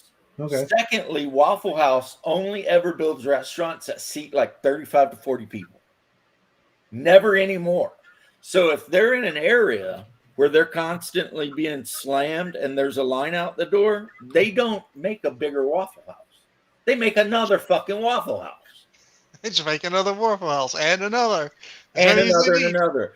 Dude, watch the fat electrician's video on Waffle House. Mm-hmm. He will show you pictures of places down here in the South where there'll be like 3 or 4 fucking Waffle Houses in a row. Well, I'm going to go see if I can get some lunch. I'll see ya. Yeah. Because part of their business plan is that they don't ever build restaurants bigger than that sit like 30 people. They would rather build a second fucking building right in that same area than build a giant Waffle House. And the reason I could see where it would be cheaper. Well, there's a reason behind everything Waffle House does, it turns out. The reason they make their restaurants really small is that a way everyone gets served really quick. Hey, what's up, Coco? Is your valorous character completed? No, not yet. Not yet. I woke up with a headache. I did so much reading yesterday. I read Bear's book, not quite cover to cover, a second or third time yesterday. Plus, I read another 40 pages of King Kull, and I just woke up. I just woke up with a really annoying headache, not like splitting or anything, just constantly letting me know that a blood clot is on the way. Calm down, buddy. Well, my old man, he died from that. He was having headaches day after day after day. Well, he didn't die from that, but then he went into a coma, had brain surgery, lived another 10, 15 years, and died from something else. But anytime I get a headache more than a couple of days in a row, I'm like, uh-oh, it's coming. But I'm a coming, Miss Elizabeth. I'm a coming. Yeah. Fred Sanford. So I took a couple aspirin. I'll be fine. Yeah. Looking forward to it. Uses Waffle House to rate how devastating a natural disaster is. They call it the Waffle House Index. And Okay. it's basically, if a Waffle House closes, then you know that complete area is probably devastated beyond like imagining. Okay. Because Waffle Well- Houses don't close. Well, the other thing is if they make the Waffle Houses smaller and whatnot, it limits the social unrest and violence, to a smaller number. Maybe it'll spill into the next Waffle House, but probably not. It's probably self-contained, and they Right? have You can keep it all in one squad area. cars instead of the SWAT team. Well, I mean, another thing Waffle House does is they train all their crews to be able to go to any Waffle House to work. So when a hurricane or something hits an area, they let all the people who live in the area that work at the Waffle House have all that time off. But then people who live outside of the danger zone drive into the Waffle House to keep it open. And when they know there's a storm coming, they stockpile fuel, generators, water, eggs, bacon, everything they need, because they only have like 10 things on the menu. Mm-hmm. And the whole reason they named it Waffle House is, of all the 10 things on their menu, waffles have the highest percentage of profit. Yeah, because it's just whatever It's just ingredients. flour and maybe eggs and whatever, and you just hit it in the Cinnamon or brown waffle grill sugar. and throw it out there. They got the best flavors of syrup. Mhm. That's their only flavor. Syrup flavored syrup. That's Yeah, what everything else isn't really made with maple syrup. I guess it's just high fructose corn syrup. Yeah, and then but some that's with their sugar. secret. When you go to Waffle House and you order eggs, pancakes, and hash browns, you know what you're going to get? Eggs, pancakes, and hash browns. And you're going to get it within 5 fucking minutes. And then when you're done, you leave your tip and you walk out, and someone else sits down and they order eggs, sausage links, and waffles. And within 5 minutes, they got it. Yep.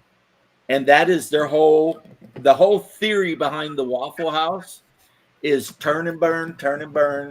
Restaurants stay small so that the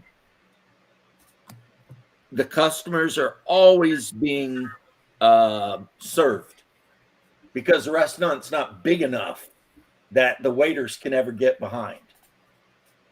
They hire like 3 waiters to work there. That means each waiter's got like 3 tables total.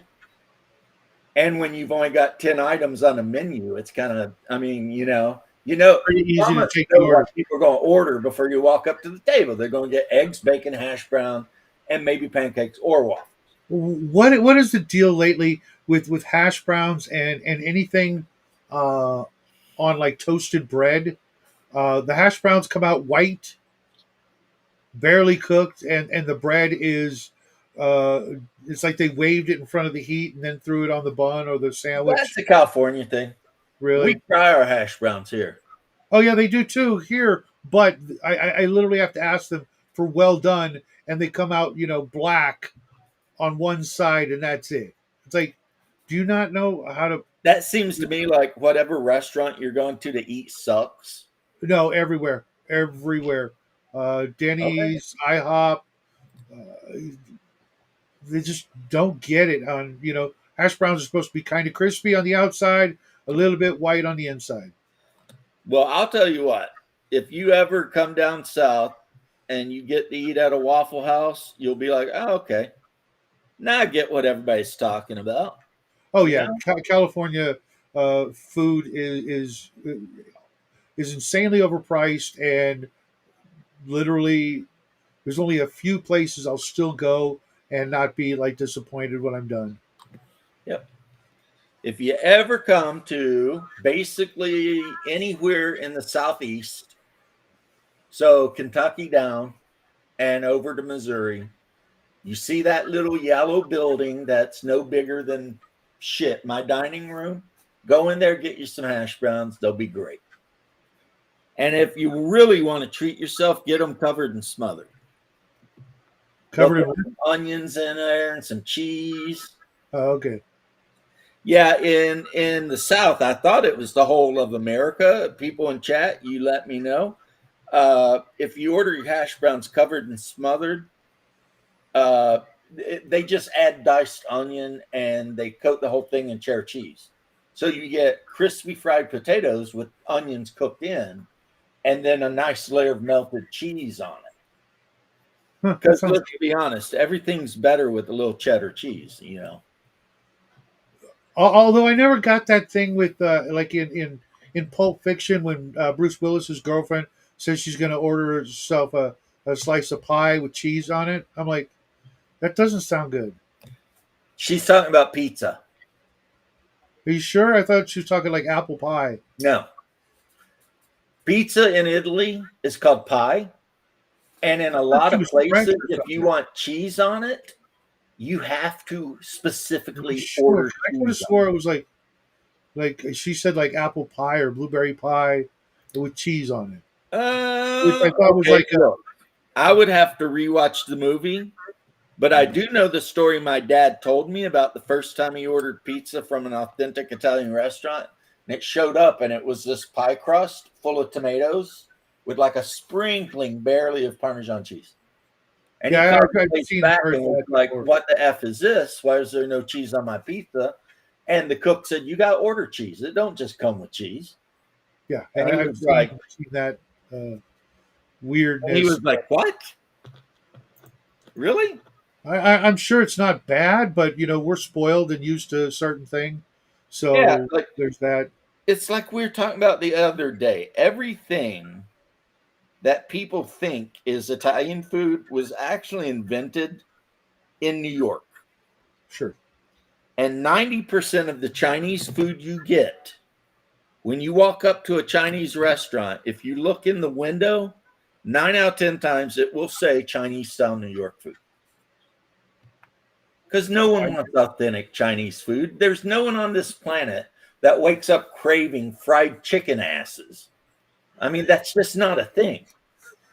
No, that's actually a real thing that they eat. I know, it's just I wasn't Chicken and expecting they that. fry it. Oh, I can imagine because we used to have a couple of Chinese buffets out here, and there were things I definitely did not recognize, so I could picture that maybe being authentic, but Like, half fried baby sill. I don't know. That's a It's Cheech and been- Chong reference.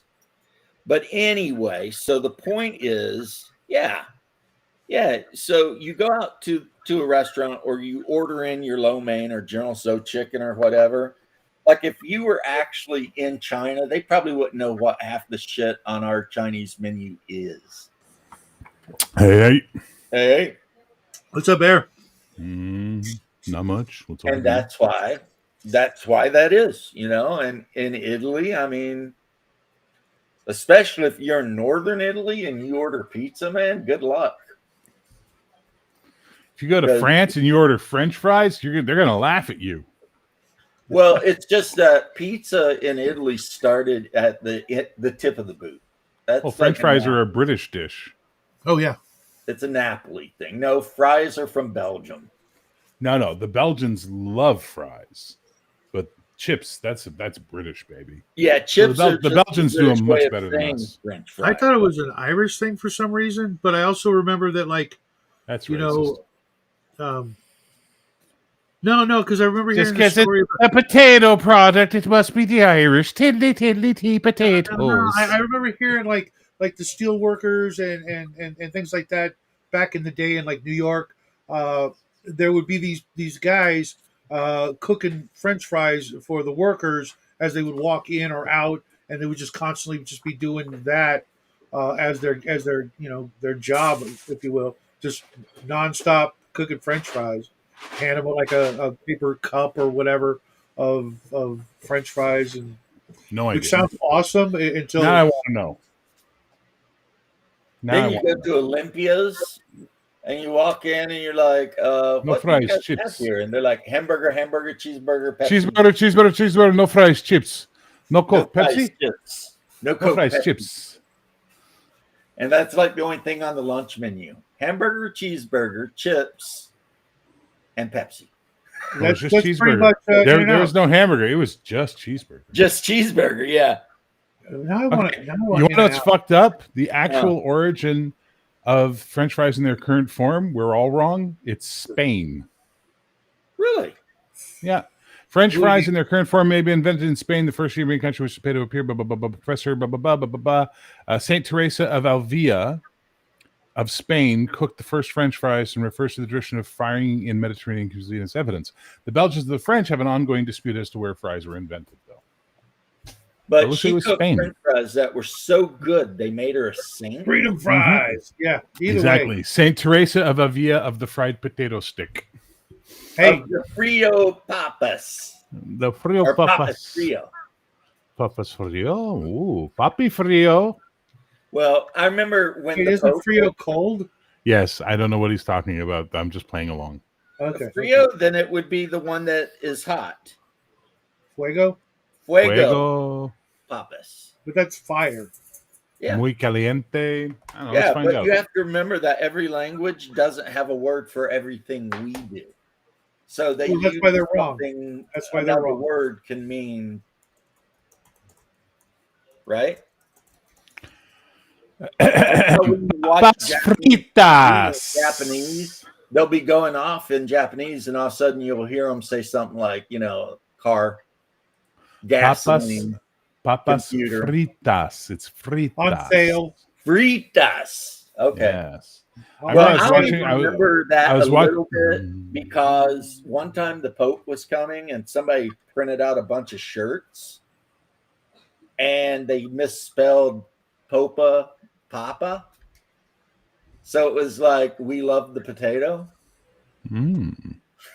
in Spanish. Hey, they can't take that. That's our former president's nickname. Pede papas fritas con mi hamburguesa. Mm. So yeah.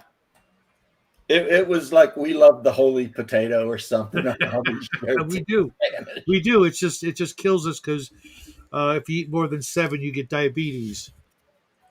I don't know. They're If pretty they're bad. cooked dude. in like tallow and stuff, maybe they're a little better. No, I think it's. No, I think it's, the glycemic index on a potato is insane, James. Come on. I refuse to believe. I know. Yeah, I want to not believe. I'm like, I don't want to believe your lies, you horrible, horrible racist people. I'm Irish of origin, well, partially. Therefore, I must have the potato, or I will cease to exist and not function properly in life. Why must you tell me it's bad for my blood sugar? Oh, potatoes, yeah, I love you. it's actually been. I gave up potato chips for Lent, so March, April, haven't had a potato chip. I used to eat like 4 bags a week. I don't know how I've survived. Oh yeah, popcorn, which I know is Every- so better. Frickin' time I go grocery shopping, I hit that fucking potato chip aisle, and I'm just like, you know what I mean? I And gave then up these Lent for assholes. Lent.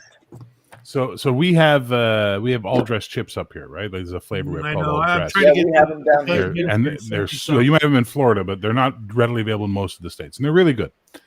They just introduced, because Ruffles is the best brand of it. Ruffles all dressed are the best. They just Yep. introduced Ruffles spicy all dressed, and I'm like, you assholes, Right.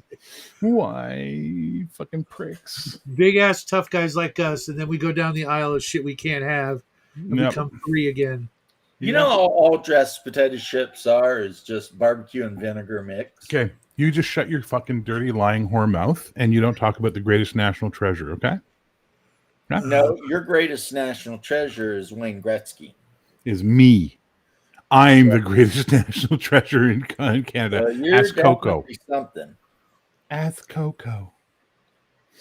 Hey, Ask Valorous Coco. character, Coco, is it completed? Shadow isn't yet, so Mine's not. I woke up with a headache. from I'm so much- gonna put a timer on all you guys. It's gonna be, if I don't have those characters by 9 p.m. tonight, you're all getting pre-gens tomorrow. shit. I don't know Shit. why you bother because I just pre-gen. I'll do my best, but I don't know if I can. That gives me what till 6. I assure you, the character I make will be better than whatever you make. Yep. I don't like pre-gens. Just yeah, say. well, I'm just going to take the same idea you gave me and make it for you. So it's the same goddamn character. Shut up. All I got to do is just pick a couple of spells, and I think I'm done. Uh-huh. Maybe I don't know if I should buy a horse or not. It's up to you. You can walk. I don't know how Just remember well the off one the other thing players though, are. Shadow. If you're gonna ride a white horse.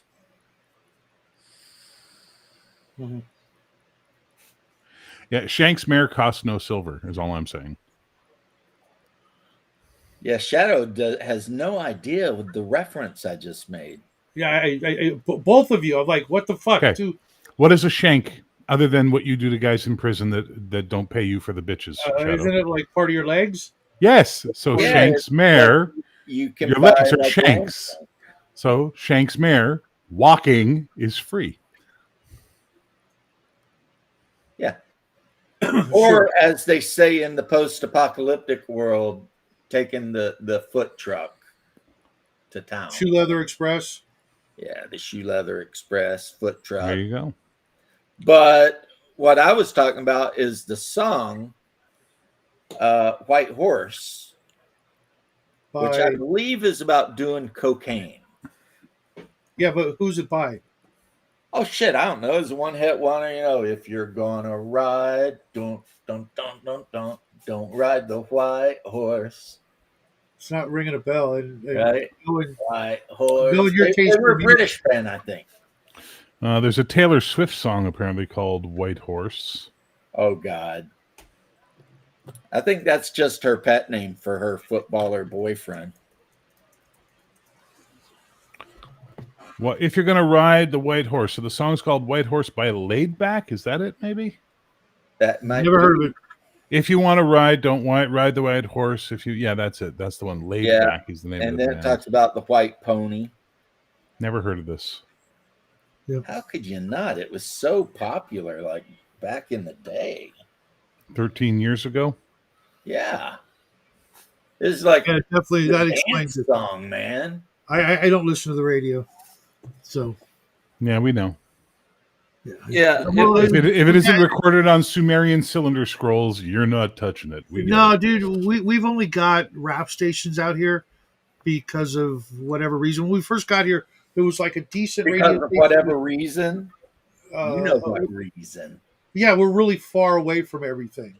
So Yeah, that's we had the reason one- you only have rap because Yeah, rap that's is the very reason you easily only got traveled. rap stations, because Yeah. you're out in the middle of nowhere. Like, Well, no, That's- we had. Let me finish. We had a decent station, but it was like we were picking it up from like San Diego, which is like 400 miles away or something, and then it just went out of business, and now all we've got are pop top 40 kind of crap stations. We used to have like a bunch of really good radio stations: KZY, KMET, KLOS,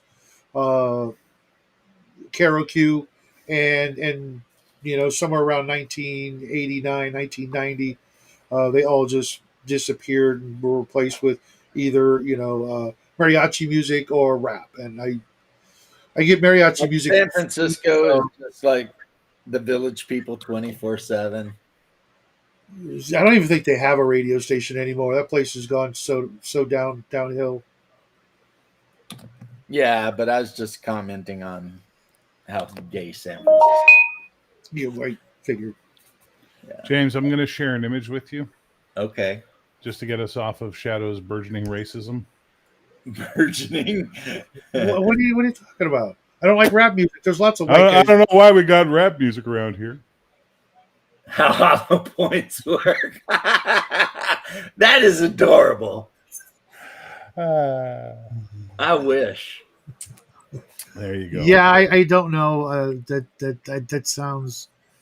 It's cute, but Listen, if I shot a cat at you, you'd be fucked. You understand? That an animal that's all teeth and claws, stressed out, flying at your face at the speed of sound. Come on, you're fucked. And Well, don't yeah, think I'm too pretty hard sure you could about say the it, same thing Shadow. about squirrels and raccoons too, couldn't you? Don't think. too Oh, hard. Jesus Christ. Fine, we'll put a raccoon in a gun and shoot it at your Shadow. Well, 'cause that way you makes get your AIDS, ass happy. too. That way you get But- AIDS too. Not unless we're in Florida. I love the fact that Bear just like kind of freaking went all Archie Bunker on you there for a second. She seen it. Yeah, You know, like, that was pretty funny. She seen it. If you're too kind to him, you're going to turn him into a morphodite. What's a morphodite, Archie? She seen it. It's one of them things that's got too much of one and not enough of the other. I love it. There's the when his daughter comes up, Dad, you know every year blah blah blah number of people get shot, and he's always calling her boyfriend meathead. Meathead. Yeah, whatever, meathead. And at some point, him and George Jefferson kiss. Yeah, that happened. I don't remember that. Yeah. Probably gets, you know. Oh, it wasn't gay. It was just George being George, and Archie was being Archie, and George just grabbed him and kissed him right in the mouth and walked off. And Archie's just like, you know, because The whole Bugs Bunny kind of thing. yeah, it wasn't like gay. It was like, I'm gonna F with this old guy, and he did. Yeah, it's really surprising when you think of, you know, how Rob turned out, but he still gave us Spinal Tap, and was he also responsible for The Princess Bride? Yes, he was. He was. I mean, Rob Reiner, he had his redeeming qualities. It's just, He's a fucking boomer. Nothing you can do about it. yeah, he's just a boomer, and he needs to stay off the X. Yeah, boomers have this problem, which is they think that, you know, because of the Civil Rights March and all that, all the ones who were teenagers when that happened and couldn't run off to Haight-Ashbury and all the stuff they did, they overcompensated a little bit later because they weren't there. But the problem is that's why millennials are such pains in the ass about this stuff, is because their parents were constantly telling them about how we stopped the war in Vietnam and we got I heard Malcolm X speak. So their kids grew up going, there's nothing in my life that matters. And then they found this gender bullshit and they hung to it like a fucking spike. They're like, something we can fight for in our society. And now they're doing that because their parents didn't get the gender thing. They're like, whatever. But they get the immigration and ICE thing. So they're coming out on that one. And now they're connecting with their kids. Both these generations need to fucking shut up for a while. It's so pathetic to see like 70-year-old women out on the street. Oh my God. Wearing Antifa shirts. I am It's Antifa. sad. And they're dancing to like canned heat. Yeah, it's You know, beyond let's sad. get together. Come on. Got to do my job for 5 minutes. I'll be right back. Let's get together now. And it's like, lady, do you have any idea how pathetic you are? You are a fucking loser. We had that No Kings protest, and it was nothing but exactly what you just described. Just absolute, just You know, because even insanity. the idiot Retarded insanity. Even the idiot kids realize that the No Kings thing is stupid. Like anyone who sits down there and thinks, okay, we're arguing because we don't want kings, right? Except the guy we're pissed off at won the majority vote, won all the electoral college votes. You know, yeah. I wonder what happened to all the 7 states. No one's. I guess they couldn't, you know, round up those 20 million, you know, new voters that Biden got that even Obama didn't get. They just couldn't find them. You know, I've seen pictures. I don't know if it's true or not, of them literally wheeling people out of nursing homes to go out to protest. Well, it was way more than just that, but yeah, I know what you mean. No, I don't mean the voting and shit. I mean the recent stuff. But at the end of the day, it's like the most ironical, even though I know that's not a word, the most irony I ever saw was people doing a No Kings protest, literally like 3 blocks from Buckingham Palace in England. That's another place that's but they're protesting Trump. I know. And they're like half a mile away from an actual king. It's like, are you people stupid? Yeah. Yes, they literally are, and they all probably need helmets. Yeah, they are. But no, Bear's right. A lot of the problem is the boomers are wanting to relive their glory days of virtuous scumbaggery because they were just a bunch of scumbags, and their kids have nothing at all to live for. So, you get the boomers and these other idiots out there, and they're all like, look at me, I'm making a difference, I'm protesting, yay. And it's like, shut up. What did I miss? Me Nothing. agreeing with you, Oh, good. I love that. That makes me happy. pretty much. No, I was just saying, you've got these people trying to recapture their glory days, and then Glory days. that have nothing to live for anyway. And They they're all don't out there. understand that this is all the master plan of the World Economic Forum. We will cause so much crisis that the outcry of normal people will deliver the world into our hand. Cobra! Sorry, I got a little excited.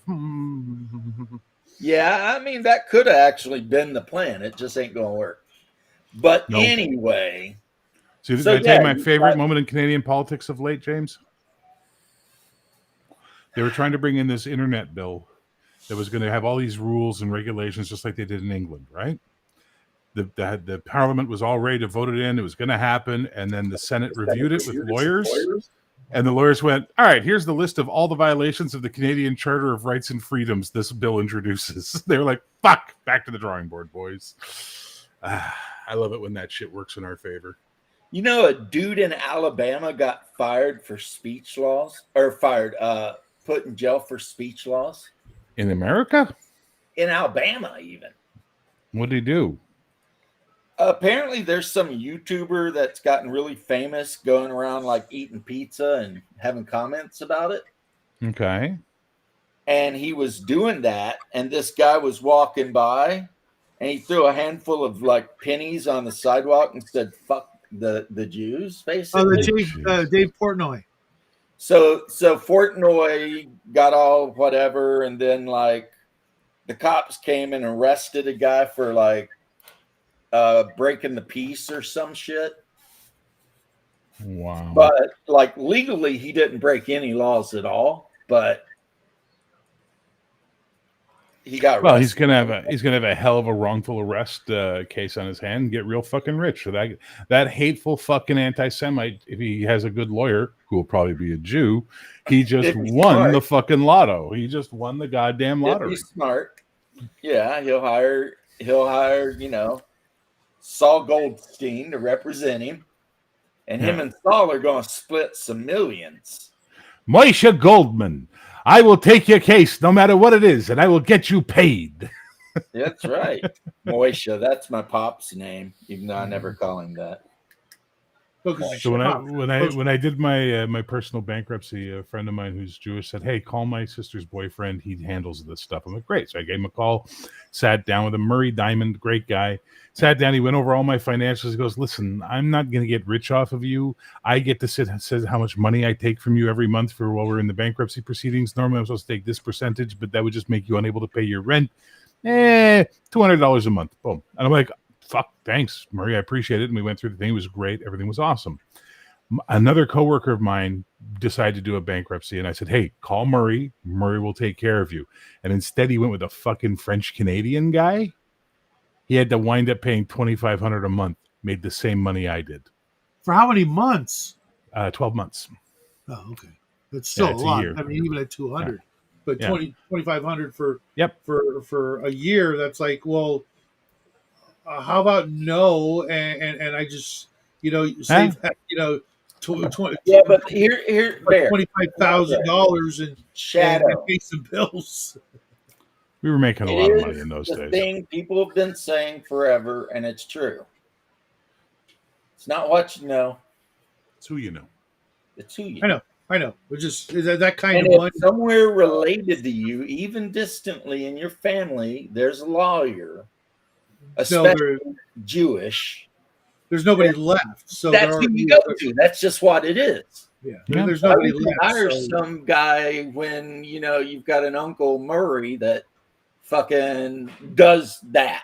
I mean, and of course he's going to cut you a deal, because I don't know if you know this or not, but what Bear got was the Jewish guy discount. And I'm not even Jewish. That's it. And he's not even Jewish, so I mean that's pretty fucking great. for So as a Bear. friend of mine used to say, my buddy Av used to say this all the time whenever we were talking about a price on Avi? something. No, Jesus Christ, Avriel. And if you called him Avi, he'd punch you in the face, and he was the strongest human being I ever met in my life. We were bouncers together. That guy was fucking strong, like inhumanly And he's strong. Jewish? Yep, big Jew. I didn't too, know they big Jew. came in athletic. Oh, they come the bear, the Jewish bear killer, right? The Jewish bear. That's an example of the big Jew guys. Anyway, Av was a great guy, and Av was. Whenever we do something like involving money, like okay, we're gonna pool our money, we're gonna do this, we're gonna buy a case of beer. And I'd be always like, what I owe you? He'd always say like he goes, hey, $20, but for you because you're a friend, 25. That was his joke all the time, right? But it's like that's the thing. I do not understand the hatred of Jewish people. They are some of the nicest, warmest, most generous people I've ever met in my life. They'll take care of you as if you're family if they know you. I can explain it in 2 easy words. Usury laws. Well, no. The Talmud, which makes all of the Hasidic a bunch of dicks. Yeah, well, I didn't say Hasidic. And then jealousy. Yeah, I get the jealousy for sure, but I just don't get it. It's like take a time. Like, I remember Louis Black. Even Jewish people don't like Talmudic Jews. No. But Louis Black had a great line one day. He said, he goes, if you want to know about Jews, because he's Jewish, he goes, and we walk amongst you.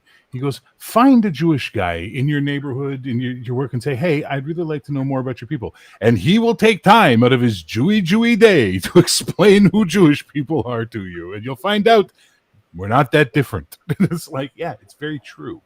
But there's all this ancient European bullshit that hangs on about Jewish people, like the whole idea of the blood libel and all this kind of bullshit that's not true. And it sadly is very much tied into American, even Canadian culture, where people believe these horrible things about Jewish people. And they think they're like, they would steal Christian babies and they do this and they do. It's like, no. And do you know why they believe all this? Because of the Hasidim. Yeah, maybe. I think right now it's more the. If you ever read the Babylonian Talmud, you would understand. Well, I'm not going to, because it's the Babylonian Talmud, so I'm not going to read that. That's thousands of years out of date.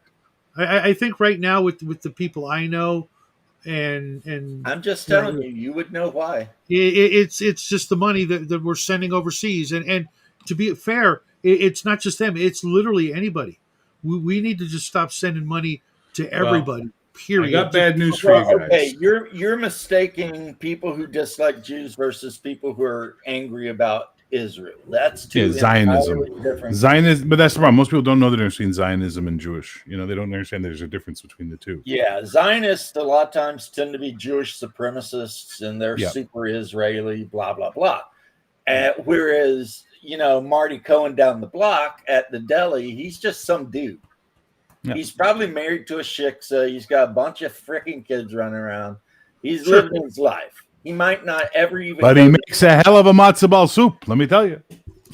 Right. But at the end of the day, the bottom line, synagogue more than twice a year because his mom nags him into it. But see, the big problem here, and this is a problem, is some of the shit that is taught in the Talmud amongst the Hasidic branch there is so vile that it makes people hate them. And then a lot of people tend to think, well, and then Jewish people, having been part of this community, we don't help ourselves because we don't go out of our way, or at least they don't go out of their way to differentiate any of it. So, like, if they catch you being mean to a Hasidic Jew, they automatically want to defend the Hasidic Jew, even though, according to their religion, the Hasidic Jew is a devil worshiper. You see what I mean? Kind of.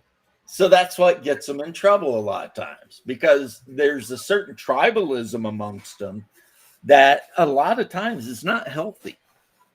Now, I was lucky. I was raised by normal, everyday, average Russian Jewish people, and they did not care for the Hasidim at all.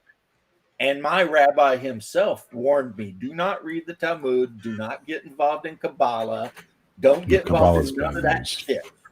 Yeah, Kabbalah is very bad news. See, unfortunately, the Hasidim, they're deep into Kabbalah. You say bad news, like like Santeria bad news or worse? So yeah, so that no, that's you know what? That's an Basically, excellent connection. Santeria being Christian witchcraft, right, through the Dominican and all that area. Kabbalah is like Hebrew witchcraft. Yeah, it's Jewish witchcraft.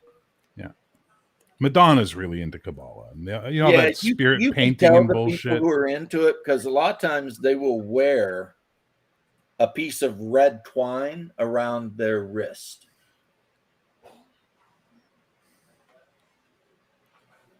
You know, and now a new thing in some churches is to tie a bit of red twine around a doorknob. I went to visit my mom and dad, and they had one of those around a doorknob, and I was like, "Fuck is that?" They're like, "What?" I said, "That's witchcraft. You don't do that." So they tuck it off because they know I know more about that shit than they do. Oh, I thought when I went to the church and there was a red thing around the doorknob, I meant the priest was with the altar boys. I'm sorry. It's like a sock on the doorknob in college, but this was their version of it, you know. Hey, okay, Catholics. All right, James, I'll make you feel better. Just the Catholics. Because Yeah, the I other was gonna churches say, figured out the rationality of going, hey, had a bunch of let's kids.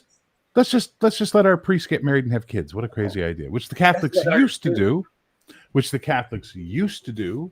Until it got real expensive taking care of all those Catholic kid families. And if we know one thing about the Catholics, there's no one cheaper. You know what the big actual reason was? It wasn't taking care of the Catholic guys' kids. It was that it started calling into question land rights. Well, that's part of it, yeah. That's a big part of it. But the thing is, since Orthodox priests work and support their families and shit like that, then the church doesn't give, it's like whatever. And also, you're supposed to get married, I mean, in the Bible. So Go forth, be fruitful, and multiply. And I think the third thing is if you're a man and you're having family problems, how are you going to go to some guy who ain't even got family and ask him to help you with your issues? No shit. Like I mean, Clint Eastwood said it best in Gran Torino when he told that priest, "What? I'm going to stand here and be lectured at by a 29-year-old virgin? Fuck out of here." You know what I mean? And he wasn't wrong. I mean, that kid who might have been the nicest Irish priest to ever priest, you know, he just didn't know anything. Clint Eastwood had been to a war. He'd killed a bunch of people, you know, he'd done some shit. And yeah, so that's a big part of it too. Back to happier conversations. How about we do that? Hey, just remember, you bring this shit up. Well, yes, but I'm also, therefore, that gives me even more power. Actually with the Santeria thing, but anyways. I don't practice Santeria. I ain't got no crystal ball. Well, if you believe the Torah, witchcraft is punishable by death. Not sometimes, every time. You know what I found out? If you walk into a synagogue and yell Torah, Torah, Torah, they don't find that joke funny. Yeah, apparently it means tiger in Japanese or something, Yeah, exactly. But also courage. Yeah. Oh, come on. That was a little funny. Jesus Christ, you two. It was, actually. I laughed. It's in here. The laugh's in here. Yeah, it's right there in the back of your head where your character sheet is. Also, I that totally was forgot an about amazing that. movie. An amazing movie. Torah, Torah, Torah? Yeah, that's pretty good. Oh, yeah. How it does, like, you know, like whatever, December, whatever, 9 o'clock. And you see the Japanese fleet and everything they're doing. And it's like, you know, whatever, the American fleet. And you see them. I mean, it's like, it was a movie, but it was done like damn near like a documentary. You know what I mean? It's a great movie. Old movie, obviously, but really good.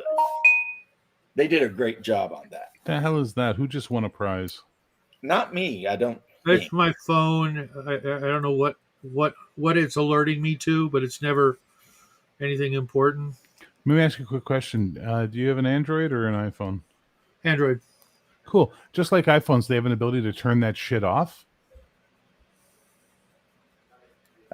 Here we go.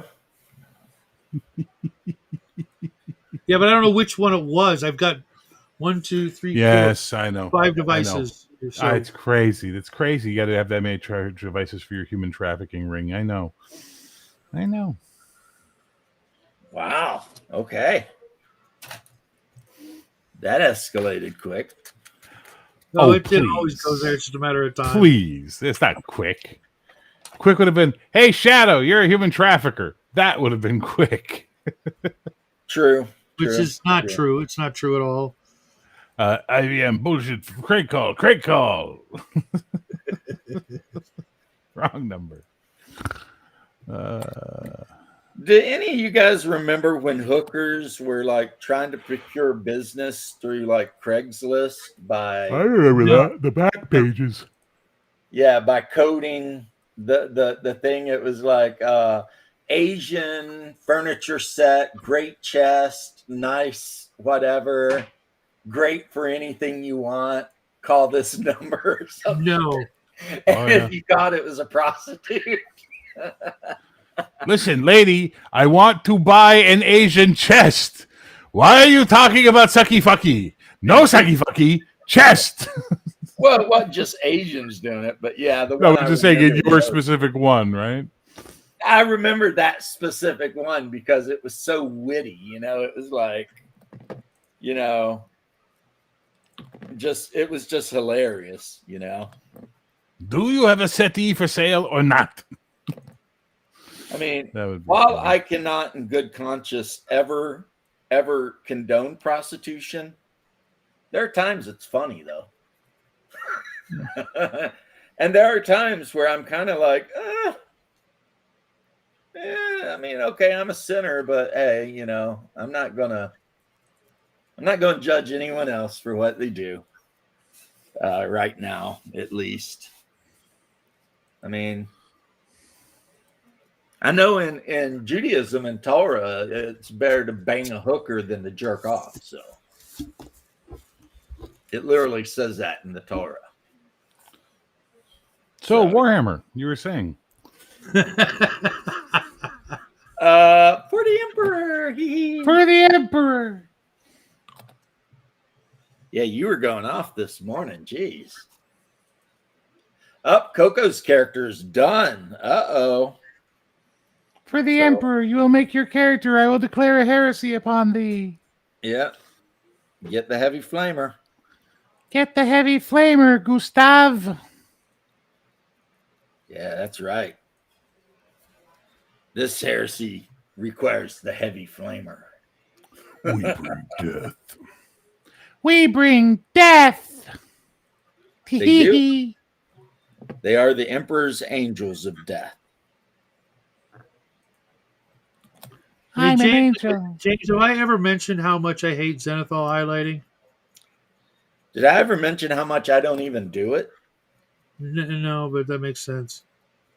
Well, look, Shadow, from what I remember talking to you about the whole painting thing, you're using a lot of Army Painter and contrast, right? Sure. So why would you use zenithal shit? Well, because that's almost literally the No process. bullshit. Do it white. Just put contrast paint on it. Do a Oh, highlight, no. extra whatever, and then No, I start with black, then I zenithal highlight, then I use the contrast, and it makes it contrast even more. dark So ass crazy. Vallejo white, and then you put contrast on it. Yeah, I just don't get the effects I'm looking for with some things. Oh, you know what effect I'm looking for? Dumb Done. miniatures that I can Yeah. play with. Yeah, see, I'm not going to. The chance I'm actually going to play Epic Warpath in the next year is effectively zero. So So I mean, why not take a year just to paint one army? That makes sense.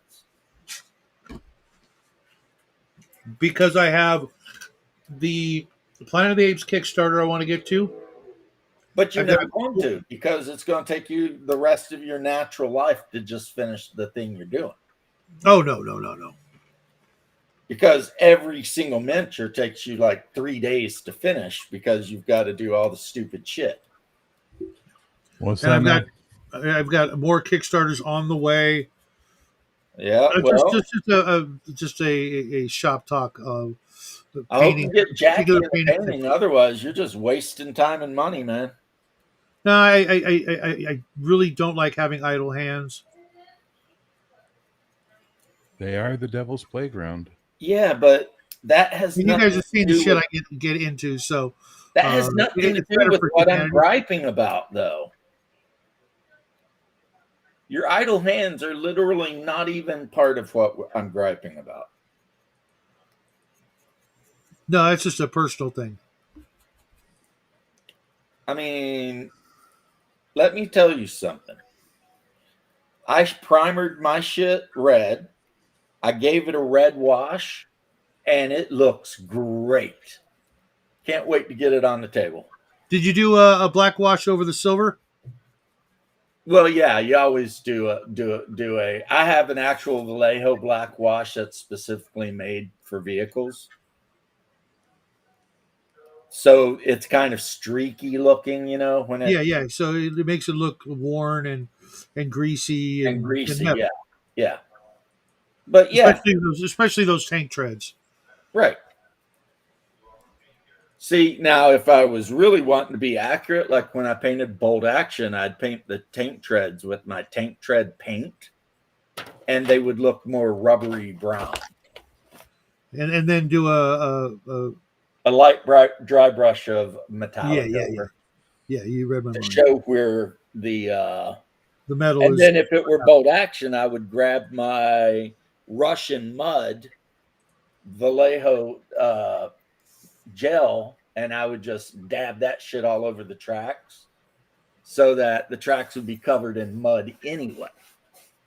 Well, This not all of it. podcast brought to you by Vallejo Paints. Well, I generally just use Vallejo, but every now and then I will use Army Painter. And there's like 3 colors that GW puts out that I'll use, but not very many of them though. Oh my god. GW paints, just to me, they're honestly, Overpriced. they're just not worth it. Honestly, the They're product. overpriced. Yeah, they're Unbelievable. overpriced. I the containers and Thank you. Which ones are we talking about? These GW. things, these pots. Like you're going to open pay like this, $10 for you half see the the paint. problem? Yeah. It's just asking to tip over. Well, Okay. Plus, it's $10 Versus- for half of the freaking ounces of paint that Versus you something get like in that. a dropper bottle. Gotcha. I'm sorry. Wait, hang on. Wait. I've stopped caring. Go back to what you're doing. Ignore me. It's just the dropper bottle is superior in every way. You literally can't spill it, and you get exactly what you want out of the bottle when you need it. Unless it's clogged, and you do the dumb thing and you just squeeze, and then it just explodes like a little mini volcano of freaking whatever color was in the bottle is now all over your lap and table.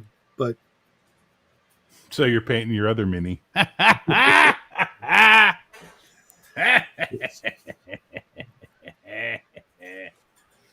that was pretty good. I know. That's why I said it. Yeah, 'Cause he's a laugh at basically, it. these are things people have been complaining about GW since GW even formed as a company, and yet they will never ever fix. Well, no, because they realize that if their product, spills paint, then you got to go buy more paint. You gotta buy more. So they literally make their product to either be super easy to spill or impossible Oh my to God. close the pot so that I it just threw my dries up paintbrush in my extra fast. freaking coffee cup. So yeah, they're booby trapping their own product. And there's a special level of hell just And for on those kind of top of people. that, another problem is that Vallejo paints just have better pigments. And you can pretty much get any color you ever dreamed of in Vallejo. They have thousands of colors. And they're cheaper by a lot. And yet they have more paint in the pots. It's a I freaking don't know miracle about- of Christmas. These ones, this size. Well, compare it for me and tell me. I'm pretty sure the Citadel has more liquid, but I could be wrong. Well, it's pretty easy. You just gotta read how many ounces are in it. Let's Yeah, see. yeah. Well, give the old man a minute to get his fucking glasses on. These fucking glasses, the kids, they sprayed me in the face with the This pepper has spray. 0.57 fluid ounces in it. This is Vallejo color paint. Yeah, Citadel is 0.6. So okay, you're getting this giant thing and it has like 0.03 Yeah, more. And you're paying twice as much for that 0.03. yep. Yeah, that's a good deal. Nope. Although we went to the shop, I think Saturday or Sunday, and I was looking at the paints, and my son's like, "You gonna get some more the Howlin' Blizzard?" And I'm like, just because it's Christmas doesn't mean I'm out of. Well, I should actually check. It's this stuff that's like It's it's like technical. cottage cheese. It's like cottage cheese. Yeah, it's the technical. And no, I'm not out of it, so no, I won't be getting more. We use it to make fake snow. Oh, I've got 2 bottles. That's what it's for. It's Make just them- like putting little make bits of cottage cheese on the base, so it looks fluffy like snow. It's fun to work with. Who am I kidding? It's a pain in the ass. You got to use a special tool, like take a popsicle stick and whittle it down to make a little tiny spatula. This costs literally $5 more than that. And it's mud. This is mud, but it can come. You can get it in snow. Okay. This is, I believe, European. No, this is thick mud. You can get Russian mud, European mud, all the different kinds of muds you might ever encounter. You can get desert. You can Okay, get- that's pretty hardcore when you think about it. Yeah, You no, know- this is European mud down here. I mean, who is the guy whose job it was to go and make color swatches of a different kind of mud in the various parts of the earth for various theaters of battle? Oh, nope, got to add a little yellow to this one, a little green to that one. You know what I mean? It's just like you would think this one would Probably be a cool universal. job, man. Just kind of cruising Yeah, around. you got what? You got to go to Russia, wait till it rains, and get your boots all muddy, and then don't clean them, take it back. Have you heard of these things called photographs, Shadow? I don't know Yes. if they're I know they scare you ancestral people when like, oh, technology, my soul got stolen. But you know, I mean, I'm just saying, Right, you know, your soul. they could just take a picture. I don't think they have to go through all the issues you're I, describing. I to get was a going color. the most elaborate route to make the job. Clearly you were. You know well why done. these exist, Shadow? Because of Japan. What? The hell the Japanese have to do with it? Because Japanese model makers accept only fucking perfection. Okay, well, Yeah, well, You ain't ever seen those guys that compete in making like World War II model dioramas and shit for like thousands of dollars in Japan? no, never. And they use Vallejo because perfection. by the way, Bruce just had a stroke. He literally was meant to type in your chat, and he typed it instead in my RPG Fantasy Talk Discord. I like Vallejo, but I'm a Reaper guy. Got to support my home team. GW is almost horribly mixed. Almost horribly mixed. Reaper old pots get real funny. So I linked him to the war game chat, the minis chat. He's like, I had you minimalized on the player, and for a second I was thinking I was in the YouTube chat. Hope you're doing well. Go make some of that pizza. Yeah. I talked to my wife about the pizza, by the way. He could have just clicked the link and come in here. It's still there. You know, I know. He might be at work though, and Yeah, posting that's on true. his phone. Hey, what are you doing, puppy? Come here. So Come here. anyway, Come here. yes. If Come on, you come want to see people who take modeling serious, go on YouTube and look at some of those Japanese freaking model makers. And these dudes who win, they can take pictures of these things, and if they set it up right, you literally can't tell if it's real or not. Yeah, I know. I mean, that shit is crazy. I ain't got time for that. Yeah, well, I mean, you know, Okay. But I have seen some pretty impressive images. It's One of them I saw was really good. It was like an 8 rad in the desert, so a German 8 rad. And I mean, the thing was so Forest freaking Bridge. realistic. And it had crew members and everything hanging off of it. And it was just What's like, up, little man? it was like, wow, And of course, it had a translator because the guy who did it, he spoke Japanese and he was going through his process and everything like that. And, it was like, yeah, it's just impressive. That's all I can really say about it. It was just like, geez, these guys are freaking amazing. You're dirty. Like any one of these Japanese pro painters could blow those Golden Demon guys out of the water at a whim. It wouldn't even be close. You know what I mean? They just don't compete in it because they don't give a fuck about Warhammer. Right? They're obsessed with World War II for some reason. Bunch of nerds. It's like every competition, they're painting German tanks, American bombers, whatever it is, and they're painting them so realistic. It's like literally they have those dust kits so they can make things look a little dusty, and I mean, yeah, these things. Yeah, I got like a bunch of those too. Like the Quoro type. I don't know what that is, but I think it's Tamiya. No, yeah, it is Tamiya. yeah, Tamiya. It sells the powders and the glues that you want, and also something I use a lot on nights, panel liner. Yeah, you take this out and you just put barely touch. It's like freaking magic, right? And it will run down those cracks. Oh, it's fun to watch. The Yamato is a great coral reef. The Yamato was an amazing battleship built for the entirely wrong war. And in 2085, it will rise again and defeat the Gamelons. And yeah, they'll drag up the hull and Star Blazers, refurbish it, and they'll put Star Blazers.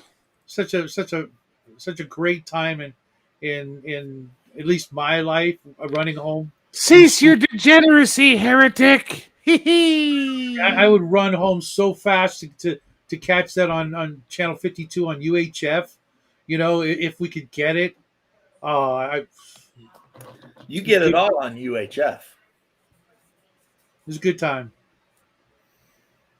It'd be like Star Blazers, Speed Racer, and the old Spider-Man cartoon, all right around that time, right after school. It was great. Upset that I just made a reference to UHF with Weird Al, and you totally didn't get it, Shadow. Oh, I totally got it. I just was rambling in my own little world. You're just ignoring me. Thank you, sir. No, I was just. I took a little trip down memory lane, and good thing I don't have a bad self-esteem issue, or I'd be over here like crying on the inside right now. Crying over you.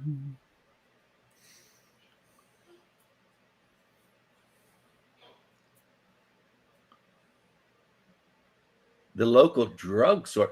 I can get a lot of the Vallejo colors I use most from our local Hobby Lobby. Same here. And they're like $4.99 a piece. Did your local Hobby Lobby just do like a whole new redesign of the shelf and shelving system and bring in a bunch of new like colors and the I don't know. I haven't been to it in like 6 months. So you should check it out. I mean, I don't leave the house unless I feel like I have to. Yeah, I know the feeling. I get out like 2 or 3 times a week. I'm trying to fix that, but I'm lazy and I end up freaking getting sucked into this show. And this show is actually more productive. What makes me leave the house is knowing my wife is going somewhere alone, that I don't want her to go alone. Yeah, I'm having to do that a lot more. She can't drive at night anymore. Oh no, it's not the driving. It's just she don't want to carry a gun, and I do. Yeah, there's that too.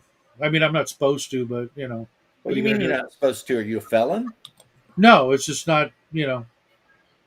Oh, you live in California. Yeah, Yeah. okay, never mind. I gotcha. Yeah. See, I keep forgetting because I live in Florida. I keep assuming everyone else has rights. That's another reason why I want to get the hell out of here, dude. Just saying. But then I talk to people who live in other countries and other like states, and then I realize that around the world, a lot of people don't have basic rights. And then I have to remember that. It's weird. Yeah, especially like I you know, there are places you can't even have a pocket knife. You know. Yeah, down here you can't have a knife if the blade's more than 4 inches long. I don't own it. I don't own a knife except a Swiss Army knife with a blade that short. I can do a lot of damage with corn. Shit, dude, my Morrow survival knife is only. Where all you gotta do is pick somebody up, Yeah, and they're you know already at half hit points. So I mean, what are you trying to do? just it's the always be prepared. You know. Didn't you ever listen to Marcus Aurelius? He wrote a whole thing about how you can slash a man across his chest and he'll live, but you stab him just the length of a finger and he'll die. That's why the Romans got rid of their longer blades and adopted the Spanish style spada. The They gladius. later called it gladius, but still. Gladiator. Just He's tasty. you know, I like. Yeah, you stab somebody somewhere in their body, 2 or 3 inches in, they're going to die probably. Yeah. I have very specific tastes when it comes to blades. I like certain, you know. Machetes. You're apparently. you're a hipster about blades? No fucking way. Yeah, I'm saying Really? he likes certain blades, machetes. How is Yeah. liking the Bowie knife being a hipster? Because what person in their right mind is going to Yeah. walk around town with a Bowie knife with 9-inch blade on it? And I hate to break the news to you guys, it's a Bowie knife. No one cares what Canadians think about. No, that's the guy's name, Jim Bowie. Oh, I know exactly what his name is, but we're calling it a Bowie knife. Yeah, because you guys think David Bowie looks cool with a blade. Hey, look into my eyes. I don't give a fuck. I'm the give a fuck. Look into speech guy mine. here. You're the what guy here? I'm the speech guy. Oh, okay. I'm memeing on I'm the captain. I am the captain. I I'm am the done captain. work. Yay. Where's Now I gotta think about what the fuck I'm gonna have for supper. that's a good question. I got no idea either. Well, I gotta cook something, and I am thinking about what's in my fridge and my freezer. I don't know what's for supper yet. No one's told me. Yeah, it's nice being a kept man, I'm sure. Okay, well, we lost James. Oh, he's back now. I'm back. Yeah, I can't complain. It is pretty good. I did have to kind of put my foot down last night to make her tell me what kind of character. Arkansas toothpick, exactly. Arkansas toothpick. Even though I should have known, I mean, one of the options was Viking Berserker. So it's like, well, no shit. I mean, she's practically that in real life. So,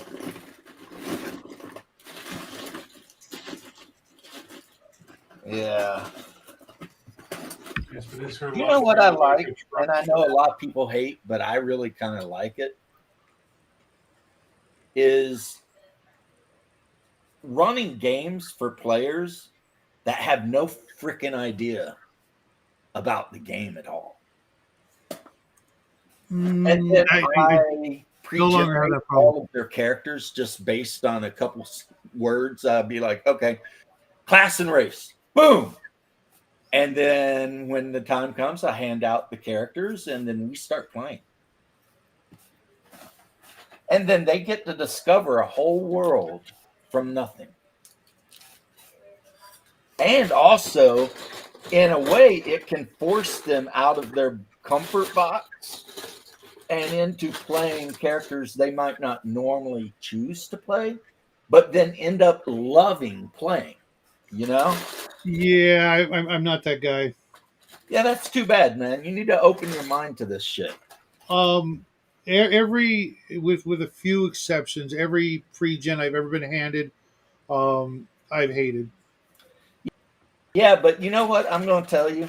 I'm going to do something my bro from Detroit told me when I used to work with him at the fire department. It smells like shit everywhere you go. Maybe you should check your own shoes. No, if somebody hands me a cleric, I'll just bow out. I'm never running a cleric.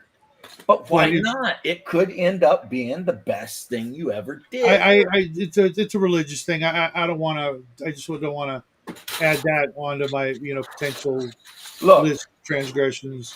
I get you. It's a religious thing. Okay, let's say I concede the point. Except there's a difference between playing a pretend game where you worship Thor and actually worshiping Thor as you. Oh, I know. Okay, but what if you were at my house, right? And I'm like, here's the character, and I handed you like a warlock who is in this game a fighter mage. Mm-hmm. And well, no, you would have got to pick. I would have said, okay, Shadow, pick what race you are and what class you want to play. Mm-hmm. And the races are all of the ancient races that ever lived on Earth, and the classes are, basically all the AD&D classes. Well, No I elves, can tell you. don't even fuck around with elves or dwarves or halflings. You're going to be human, but what kind of human? That's the question. Mm-hmm. So, I mean, answer the What did question. Bear say? He said he's putting something up, and then he left. No, I didn't say anything. Oh, I thought you. Anyway, so answer the question, Bear, or not Bear, Shadow. I would need a list of the races, I guess.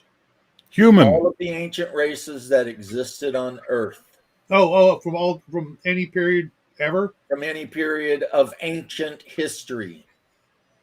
Ancient, like when you were born.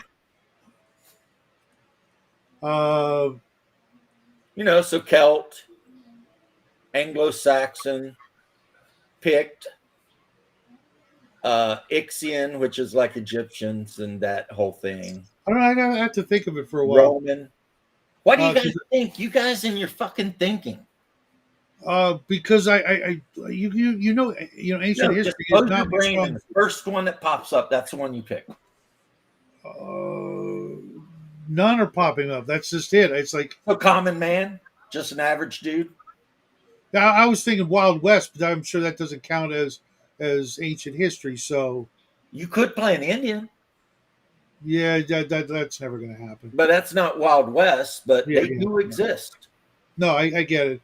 I'm not a big fan of the. Kinjets, which are Mongolians or Siberians, forest Siberians, they would call them, or forest Mongols, I mean.